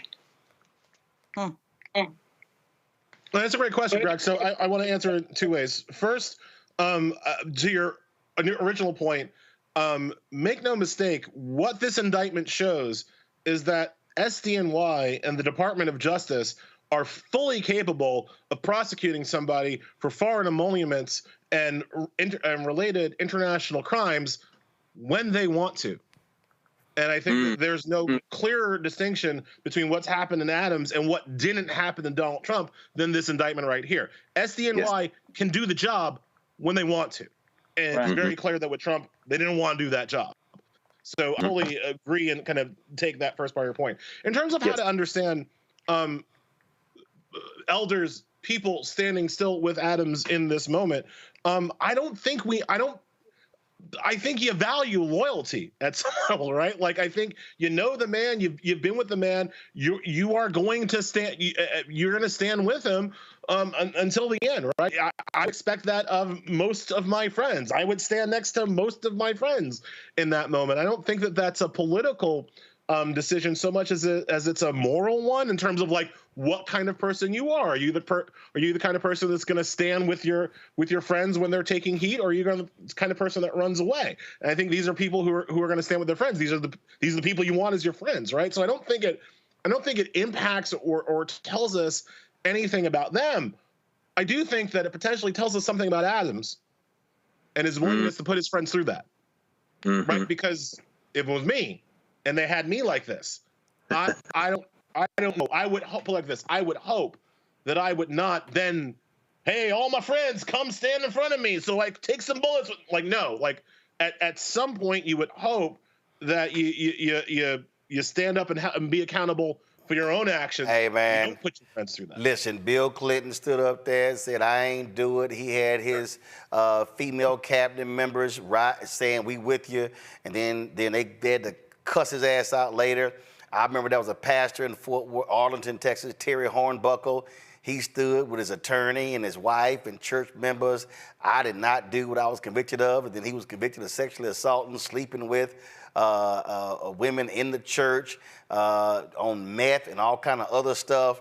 And so, listen, it's folk who have been found guilty and had no problem asking people to stand behind them when they asses were lying the whole time. But again, I mean, that happens. I don't care whether it's political people, whether it's preachers, whether it's sports people, it always happens. Like, I always think it's stupid when a politician do something and he cheating and they bring him and the wife out. I'm like, no, man, tell the wife she can stay at home. Your ass did it. That's just me. Yep. Elliot, we appreciate you breaking it down for us, my brother. Thank you so much. I love you all. Joy, so nice to see you again, always. And thanks to everybody for having me. All right, thanks a bunch. Folks, we got to go to a break. We come back, we're going to talk about national security. A big-time general endorses Vice President Kamala Harris. And these foreign entities are still trying to impact the election, and they do not want to see Harris in the White House. Nola Hayes is up next with the Gumbo Report. Support the work that we do, folks. Don't forget, join the Bring the Funk fan club. Send your check and money order to P.O. Box 57196, Washington, D.C. 20037-0196. PayPal's R. Martin Unfiltered. Venmo's RM Unfiltered. Zelle, Roland@RolandSMartin.com. Roland@RolandMartinUnfiltered.com. Back in a moment. He told us who he was. Should abortion be punished? There has to be some form of punishment. Then he showed us. For 54 years, they were trying to get Roe v. Wade terminated, and I did it, and I'm proud to have done it. Now Donald Trump wants to go further with plans to restrict birth control, ban abortion nationwide, even monitor women's pregnancies. We know who Donald Trump is. He'll take control. We'll pay the price. I'm Kamala Harris, and I approve this message. Bob and I both voted for Donald Trump. I voted for him twice. I won't vote for him again. January 6th was a wake-up call for me. Donald Trump divides people. We've already seen what he has to bring. He didn't do anything to help us. Kamala Harris, she cares about the American people. I think she's got the wherewithal to make a difference. I've never voted for a Democrat. Yes, we're both lifelong Republicans. The choice is very simple. I'm voting for Kamala. I am voting for Kamala Harris. In 2016, Donald Trump said he would choose only the best people to work in his White House. Now those people have a warning for America. Trump is not fit to be president again. Here's his vice president. Anyone who puts themselves over the Constitution should never be president of the United States. It should come as no surprise that I will not be endorsing Donald Trump this year. His defense secretary. Do you think Trump can be trusted with the nation's secrets ever again? No. I mean, it's just irresponsible action that places our service members at risk, places our nation's security at risk. His national security advisor. Donald Trump will cause a lot of damage. The only thing he cares about is Donald Trump. And the nation's highest-ranking military officer. We don't take an oath to a king or a queen or to a tyrant or a dictator. And we don't take an oath to a wannabe dictator. Take it from the people who knew him best. Donald Trump is a danger to our troops and our democracy. We can't let him lead our country again. I'm Kamala Harris, and I approve this message. IVF is a miracle for us because it allowed us to have our family. After having my daughter, I wanted more children, but my embryo transfer was canceled 8 days before the procedure. Donald Trump overturning Roe v. Wade stopped us from growing the family that we wanted. I don't want politicians telling me how or when I can have a baby. We need a president that will protect our rights, and that's Kamala Harris. I'm Kamala Harris, and I approve this message. Here's a 78-year-old billionaire who has not stopped whining about his problems. Oh, she had a big crowd. Oh, the crowd. This weird obsession with crowd sizes. It just goes on and on and on.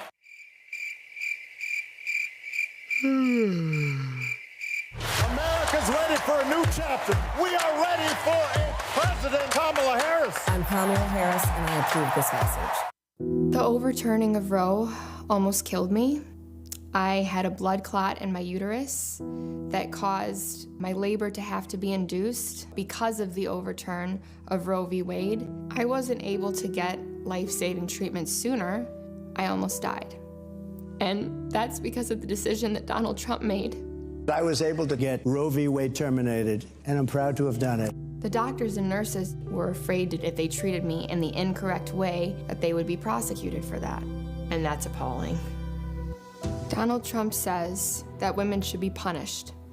Do you believe in punishment for abortion? There has to be some form of punishment for the woman. Yeah. I believe that women should have reproductive freedom to make the choices about their own bodies. 4 more years of Donald Trump means that women's rights will continue to be taken away one by one by one by one. This has to stop because women are dying. I'm Kamala Harris, and I approve this message.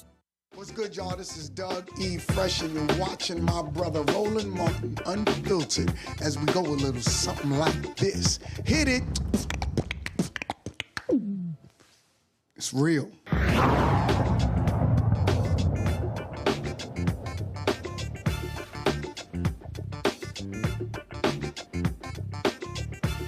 Folks, another big-time general has endorsed Vice President Kamala Harris for president. Of course, Stanley McChrystal, who is the former commander of all U.S. and NATO forces in Afghanistan, wrote an op-ed in today's New York Times where he says, Stanley McChrystal, why Kamala Harris has won me over. He served as Joint Special Operations Commander under George W. Bush from 2003 to 2008 and is the 10th retired top military official to back the vice president. His support contradicts Harris's critics who say she's unfit to lead U.S. foreign policy after her administration's much maligned exit from Afghanistan. Now, folks, we are 40 days away from the election, and misinformation is significant. Internet trolls exist, bots are all over the place, and trust me, foreign entities are doing all they can to impact this election. In a recent national security and foreign policy poll, the presidential race across the battleground states is extremely close, 48 for Harris, 47% for Trump, and 2% for third-party candidates. But what's going on that we are seeing, folks, is, again, the attack by foreign entities trying to impede this election. Dr. Nola Hayes is here with the Gumbo Report. Okay, I'm just messing with her. She's with Georgetown University's what? School of Foreign Service. She joins us right now. Have Ambassador Linda Thomas Greenfield like be mad at me because that's her whole thing. Like What? she has gumbo diplomacy. So Ambassador, that's him, not me. She got gumbo diplomacy? She does. Yes, that's her thing. You ever tried her gumbo? I have not tried her gumbo. Man, I'm about to send her a text and say, I heard you got some good gumbo. Let's see. Anyway, I do that after the show. But let's talk about what we're seeing. First of all, I'm gonna go back to 2019. There was no Democratic candidate who was under more vicious attack from foreign entities than Senator Kamala Harris. It wasn't even close. Now we're seeing the exact same things. Give us a sense of what is being seen and what intelligence officials are talking about when it comes to these foreign adversaries who would love nothing more to see Donald Trump back in the White House. Well, let's take it even back. We're going to back it up all the way to 2015. So this is when we really started to see how bot farms were really kind of being intrusive in social media spaces, especially where Black people were. So you had a lot of anti-Hillary Clinton messaging. You had a lot of anti-Black Lives Matter messaging. So this really kind of came on the scene as a tour de force in 2015 to help get Donald Trump elected in 2016. And so things ramped up yet again for midterms and then rolling to your point again for the 2020 elections. And what we're seeing right now is having a history of seeing what this looks like, because we were caught off in 2015. I'm not going to sit here and lie to nobody. So we were caught off in 2015. So what the State Department has done, Treasury, Justice, they all recognize the signs. We know what to do now. We know where to look, and we know what we're looking for. So you have a combination of justice bringing charges against certain entities. You have state and treasury sanctioning certain entities. So you have interagency cooperation, letting these countries know, insert Russia, that we are not playing around with. We're not playing around with our democracy. We are not playing around with our elections, nor will you catch us off guard again. And look, in 2016, frankly, President Barack Obama was too cautious. Republicans did not want him to go public with information. They held it to after the election. I think that was a mistake. And we saw how much more aggressive things were in 2020. And of course, Trump and his folks were trying all their best to keep it out of the public sphere. And I think in 2024, it's a totally different reaction. Mm-hmm. Absolutely. And I am happy that it's more of an aggressive stance. It's calling it out right when it's happening, because these are not normal times. You know, political norms have been reshaped. And I think that one of the things that the Harris folks get is that you have to take it to them, right? You can't be timid, because the GOP is not timid. You know, the Trump campaign people are not timid at all. And actually, I think that they are banking on what they've seen in the past, that Democrats are so concerned with norms, rule of law, with, perception and character and all of these things. Not to say that those things are abandoned from the party, but the fight is different. Taking the fight to the person who is the aggressor has changed a lot, and I'm happy for it. And it also tells me that Vice President Harris, as we saw in the debate, as we were all live in the studio, she is not going to back down from these so-called strong men. So Putin can go around and play with his troll farms all he wants to all day long, but he's not going to win. This is from NBC News a couple of days ago. Russia, Iran, and China are using AI in election interference efforts, U.S. intelligence officials say. But they say it's been falling flat, Nola.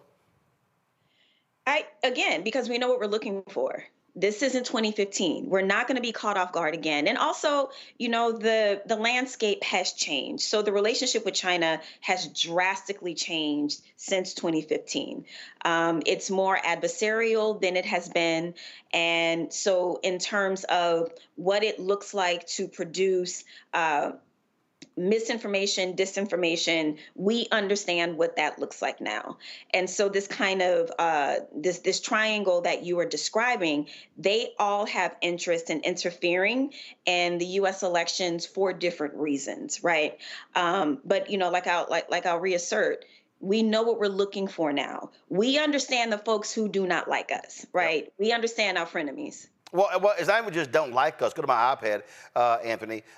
It's also who they're targeting. This is from Microsoft. They issued a report, Nola. It says Russian election interference efforts focus on the Harris-Walz campaign. They lay out exactly who they're targeting. And so they say Russia and Iran have both undertaken cyber influence operations headed to the 2024 presidential election. In our last report published on August 8th, we detail how Iranian cyber-enabled influence operations sought to undermine the Republican campaign through targeted hack and leak operations. In fact, the United States has indicted some of those Iranians. But they also say the shift to focusing on the Harris-Walz campaign reflects a strategic move by Russian actors aimed at exploiting any perceived vulnerabilities in the new candidates. Initially, Russia influence operations struggled to evolve their efforts following President Biden's departure from the 2024 U.S. presidential race. However, in late August and September, we observed two Russian actors MTAC tracks closely, using videos designed to discredit Harris and stoke controversy around her campaign. Specifically, they identified news reports as a Kremlin-aligned troll farm, produced and disseminated two inauthentic videos, each generating millions of views, and also producing content about the 2024 Paris Olympic Games to publishing false videos discrediting Vice President Harris. That says all you need to know who Russia wants to see in the Oval Office, because frankly, they know they can control and own Donald Trump. 1,000%. And also, Donald Trump is not a fan and or friend of NATO. So it's a combination of giving Putin everything that he wants regarding Ukraine, and then also, dismantling NATO. Those are the two gets for Putin. So, of course, if I were Vladimir Putin, I would want Donald Trump to win. Vladimir Putin is in a very interesting situation right now. While they definitely have gained territory in Ukraine, that does not necessarily mean that Russia is gaining a strategic advantage in Ukraine to the point where Ukraine is just ready to say, okay, you know what, Russia, we're ready to give you whatever it is that you want. President Zelensky was just here. As we know, as some Republican congressmen are apparently very angry about that visit. While, he definitely is interested coming to the table to maybe talk about a potential exit from the war, Ukrainians are not ready to say we lost anything. So this war, where we sit right now today, Ukrainians are still committed to this war. And so Vladimir Putin is kind of limping in many ways. He's having to make partnerships with strange bedfellows, the kind of alliance and loose security relationship that he has with China, where China is still kind of hedging its bets. Then insert North Korea, which is a very interesting kind of multilateral relationship that China doesn't feel that great about. So Vladimir Putin isn't exactly in the best situation, but to put him in a better situation is to get his bestie Trump back in office, because Vice President Kamala Harris is not going to allow him to do whatever it is that he wants to do. Questions for the panel. Greg, you first. Thank you, Roland, and thank you, Nola. Now, who would rather see Harris-Walz in, and why? Particularly those countries that might be more interested in establishing a domestic relationship, or even perhaps in the case of China, being able to work better with the Harris-Walz administration in terms of some form of bilateral cooperation. Not that it wouldn't impede China, but it might also aid China. Do you see any foreign actors that might prefer Harris-Walz to Trump, and why? You mean who are more adversarial, or who are already our partners and allies? No, I'm talking about in terms of election interference. I'm talking about adversaries. So I think that there is an opportunity, with China. I mean, I want to remind Roland's viewing public that the trade situation that we got into with China, the contentious relationship that has been snowballing stems from the Trump administration. So while, yes, our relationship right now is incredibly tense in multiple directions, and they just recently released one of their national security strategies, where she is very interested in kind of recouping China's pride of place on the international stage, something that they call 100 years of shame. And one of the ways that they see them reversing those 100 years is militarily, right? Through defense buildup. And so I say that to say, while there are areas where China has made it very clear that they are interested in overtaking the position that the United States has, because they see us as a declining state, they have been very clear about that. But I still think there are opportunities in a Harris-Walz administration for bilateral conversations to resume, especially along the lines of, economic interdependency. An area where we had cooperation for quite some time, and we both still have incentives to make sure that economic interdependency is still, vibrant and thriving. And then I would also assert, in terms of arms control agreements, while China is building up its military, I mean, agreements are there for a reason. It's one thing to deter, the countries in your region because you want to be, you want to be the big guy on campus, so to speak. But in terms of bringing China back to the table to potentially talk about climate issues, to potentially talk about arms control agreements, I don't think those things are completely off the table with a different type of administration. Thank you. All right, I guess I'm up. So, when we talk about foreign policy, I'm so glad to see Mr. McChrystal out. I think he's out there also to rehabilitate his reputation. Google him. That's a story for another time.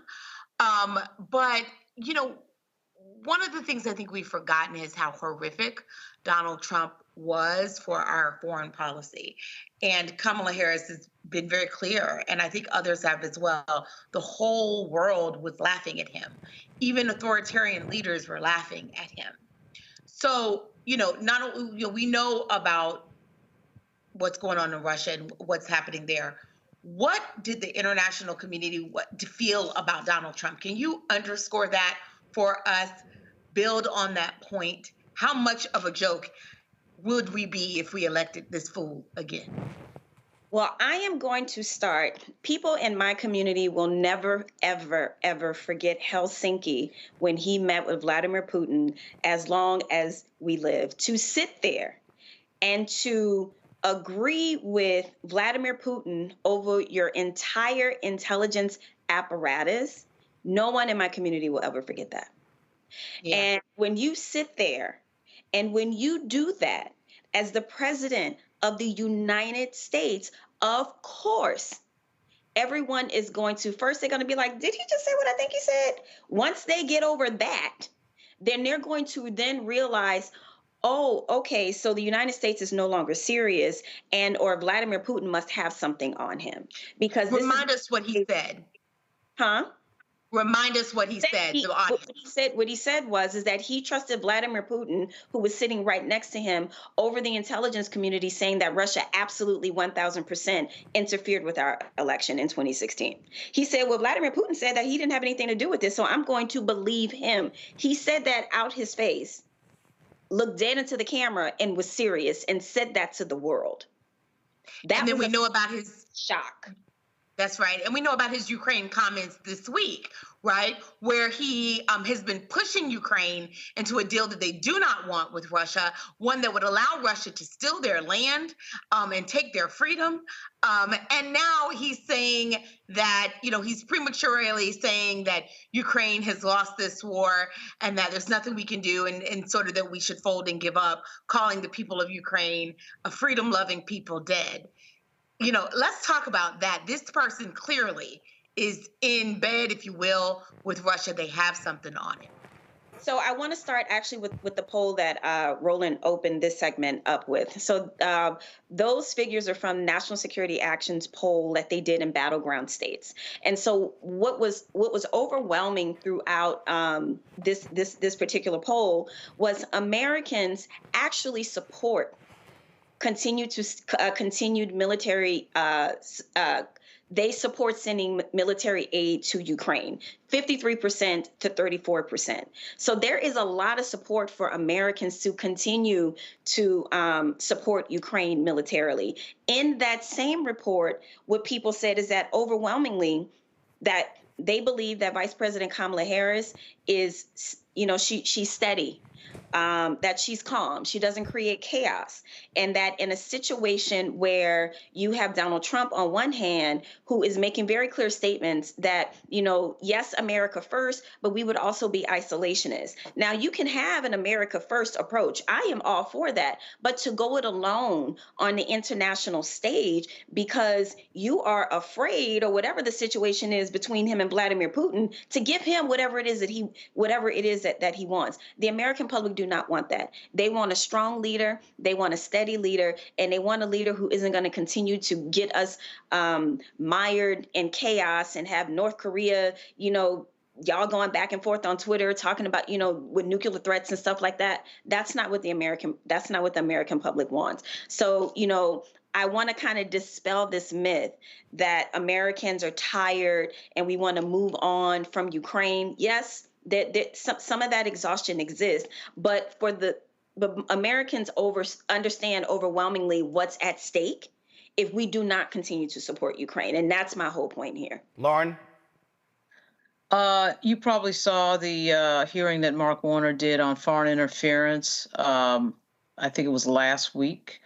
Is there any platform? They talked to a bunch of tech leaders, social media platforms. Of course, X didn't show up because Elon didn't want to show up. But is there any platform where the foreign interference is handled the best, that comes to your mind?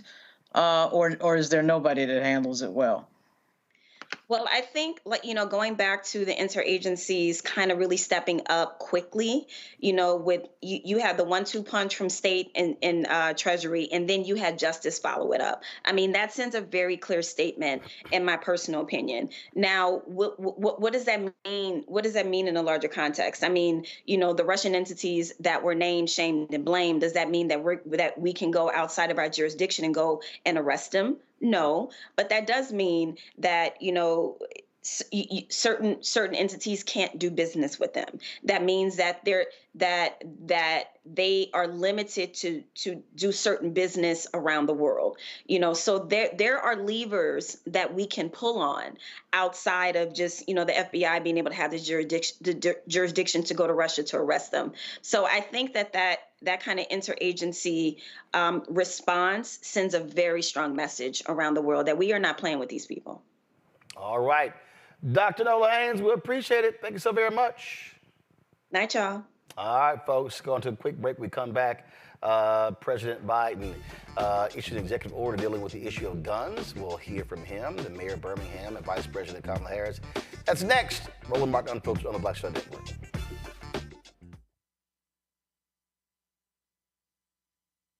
He told us who he was.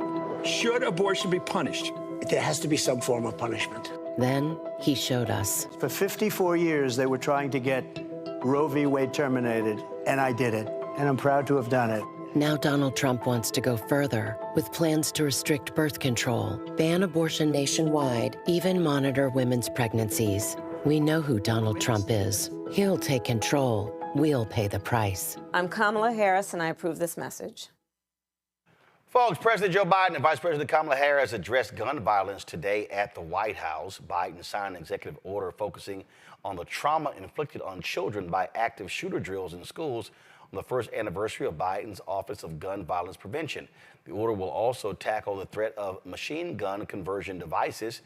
Small devices are made with a 3D printer, turning a handgun into a fully automatic weapon. Here is some of what was said at the ceremony. First, the president, and then the other speakers. and murdered. And with your help, we passed the Bipartisan Safer Communities Act, the most significant gun violence in 30 years.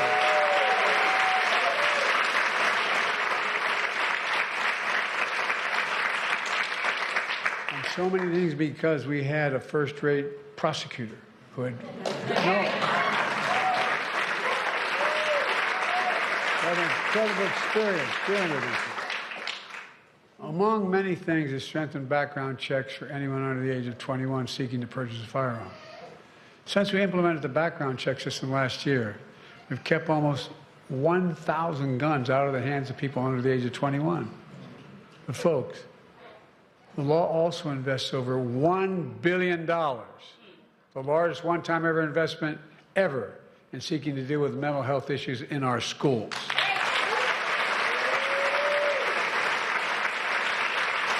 When we took office, we promised to take on the crisis of gun violence.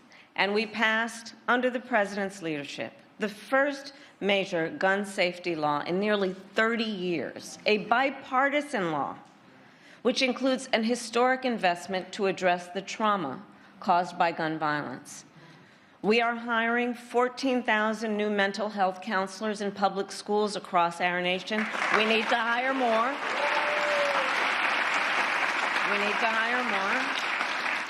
But it is the single largest investment in student mental health in history.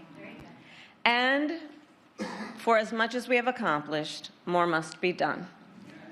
We need more leaders. We need more leaders like the leaders in this room, in Congress, who have the courage to take action, to stand up to the gun lobby, and to put the lives of our children first.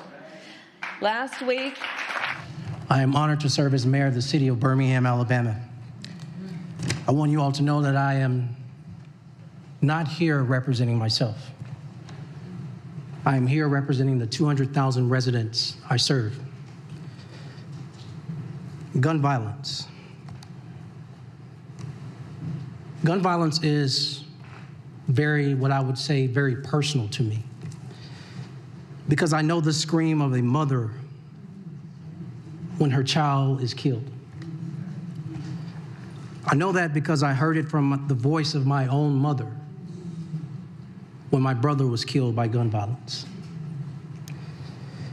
I know that scream, I heard that scream again this past Saturday as the lives of 4 people were stolen and 17 other victims were shot during a horrific mass shooting in Birmingham. Saving lives. Saving lives should not be partisan. That's right. Saving lives should not be Democrat or a Republican thing.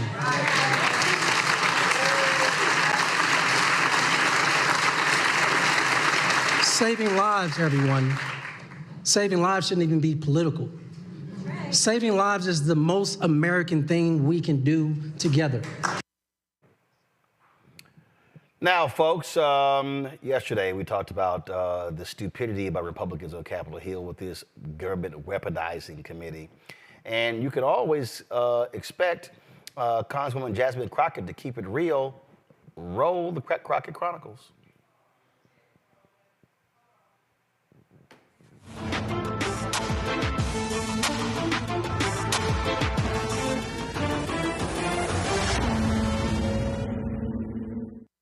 Thank you so much, Mr. Chair. And I'll pick up maybe a little bit where my colleague just left off, and the question was about Butler, Pennsylvania.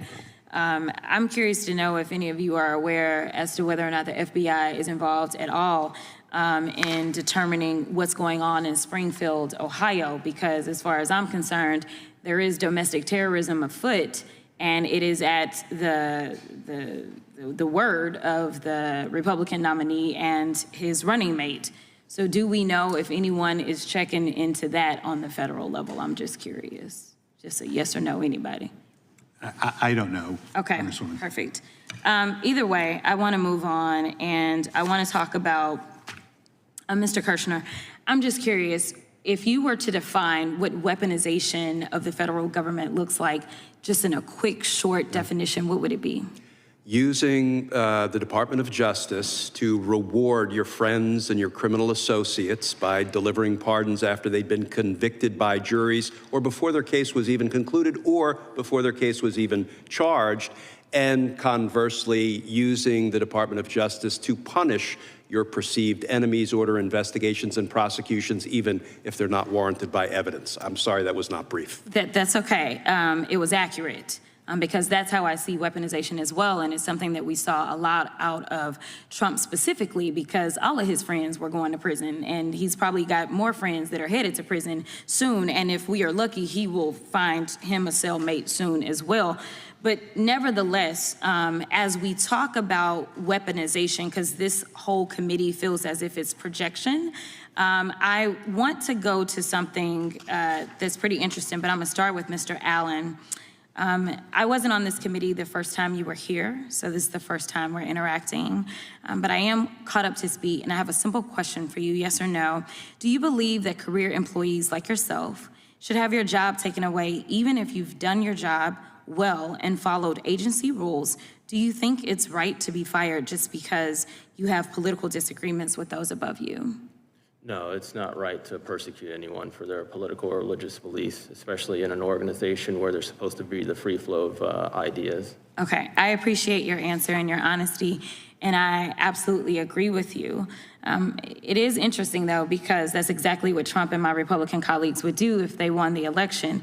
It's spelled out in Project 2025. Trump would strip due process rights available to career civil servants and remove, suspend, or reduce their pay in an all-out effort to oust agency employees for partisan reasons rather than because of issues with merit or performance. And before you say Trump and Project 2025 aren't affiliated, I'd ask unanimous consent to submit into the record Trump's campaign page where he claims on day one, I'd reissue 2020 executive order restoring the president's authority to fire rogue bureaucrats, and I will wield that power very aggressively.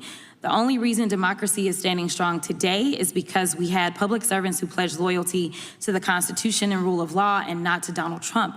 Mr. Kirshner, your testimony today demonstrates you're familiar with Project 2025. Is that a fair statement? Particularly as it pertains to the Department of Justice. Okay. And you are aware, or maybe you're not, we'll see, on page 547 that Project 2025 states its goal of implementing a top-to-bottom overhaul of DOJ that, quote, must include the FBI, because anything less would, quote, guarantee the failure of the conservative administration's agenda. That does not make a lot of sense to me. Okay, but that's in Project 2025. It is okay. Yes, it is. All right, just wanted to clarify that.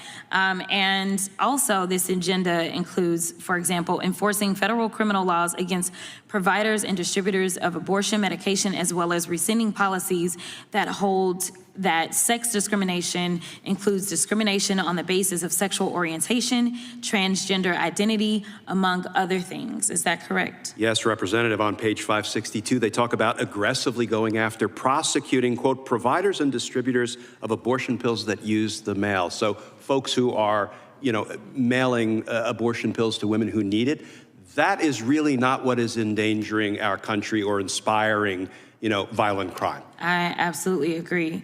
This week, the New York Times reported multiple instances of Trump trying to weaponize the DOJ to retaliate against his political enemies, finding that, quote, Mr. Trump told Mr. McGahn that he wanted to order Mr. Sessions, the Attorney General, to prosecute Mrs. Clinton and Mr. Comey, and if Mr. Sessions refused, he would take matters into his own hands.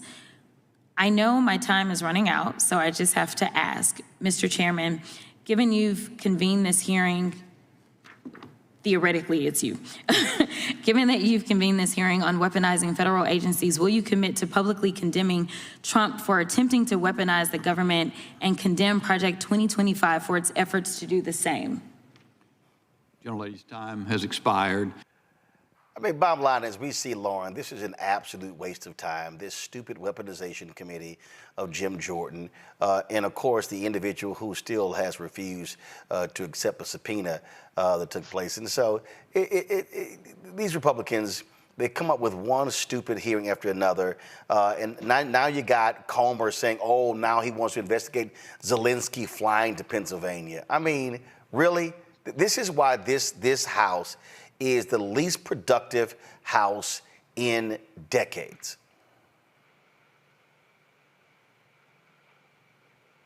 Well, they don't. I mean, the Republican Party is a party of spectacle. They don't do anything. They're not a party of policy. The Clay Higgins, the way this ended this week with Clay Higgins was completely on brand. They don't do anything. I mean, that passed the CR because they don't do policy. They don't know how to do policy. They don't know how to govern. There's nothing surprising here. This has been going on for years. The Zelensky thing to me was a little bit weird, though. At any time we have another, I don't know, $10 billion going out of the Treasury, I think we should know what's going on with that. But at any rate, I mean, the Republican Party in Congress is not a governing party. It's just not. They're listening to Donald Trump and then sometimes not listening to Donald Trump, but they're directionless. So it's going to be interesting to see who controls the House after, January when they come back in after the election. And I'll tell you, I can't imagine that voters are going into the voting booth in a presidential election year and not thinking about the fact that Congress is really unable to govern at this point. Greg? Yeah, I agree with Lauren. I mean, you have the MAGA Muppet, MAGA Mike, needing Democratic votes to get anything passed. And, of course, that saved the latest extension, of course, of the for the debt ceiling, at least funding the government through December. But the price for it, MAGA Mike wanted to get that citizenship requirement, proof of citizenship requirement through, and he couldn't do it because the Democrats, he needed their votes, and they were like, hell no. Jim Jordan is a perfect example of what has happened with the GOP. The GOP has imploded. It's no longer, as Lauren said, it's not a serious party. And a man who, in the words of one of the half-dozen wrestlers who were at Ohio State when he failed to intervene on their behalf, who wants a guy in leadership in the federal legislature who won't stand up for his guys? And we know in the gymnasium of Jim Jordan's mind, the pride of Troy, Ohio, it's all about standing up for his master. His master isn't just Donald Trump. His master is staying in the federal legislature. If the citizens of Ohio had any sense at all, they'd turn him out. But if sense were a requirement for voting, there might only be about maybe a couple thousand voters in the United States of America. We've gone way past spectacle at this point. We're at a point now where the existential threat isn't just to the federal polity, isn't just to the concept of democracy. It's to the very globe, because the United States has nuclear weapons, not just Russia, not just China, not just whoever else, North Korea, but the United States of America. And we are a hair's breadth away of turning over those nuclear launch codes and everything else to a madman and a party that once that happens will sit back like they had nothing to do with it. Indeed, indeed. All right, folks, we certainly appreciate it. Thank you so very much. Let me thank Joy. Let me thank Lauren. Let me thank Greg for being on today's show. I appreciate it. Thanks a lot. Folks, listen, we're going to keep doing what we're doing. We'll be back here tomorrow. I'm going to show you Congresswoman Stacey Plaskett's takedown of Jim Jordan on this hearing. So we're going to have that for you tomorrow. Also, we are going to talk about these Democratic PACs. Why are they not spending money on black people? And I've been emailing 4 of these PACs for now 10 days. They want to respond to an email. Okay. I'm going to start naming people tomorrow.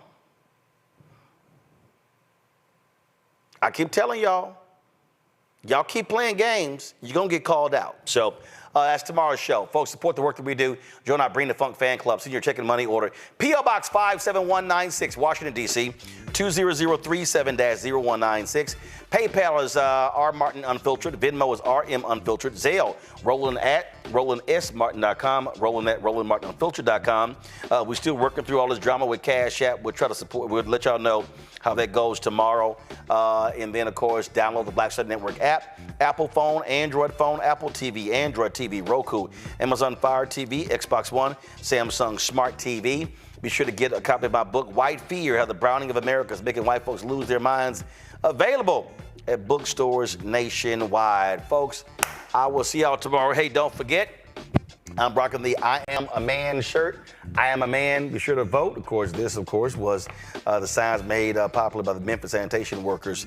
And if you missed our tribute to William Lucy, who worked with those sanitation workers, major labor figure, go to our Black Star Network app, check it out, or go to our YouTube channel. We have the stream there as well. Folks, that's it. I'll see y'all tomorrow.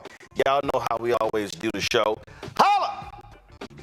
Black Star Network is here. Oh, no punch! I'm real revolutionary right now. Thank you for being the voice of Black America. All momentum we have now, we have to keep this going. The video looks phenomenal. See, there's a difference between Black Star Network and Black-owned media and something like CNN. You can't be Black-owned media and be scared. It's time to be smart. Bring your eyeballs home. You dig?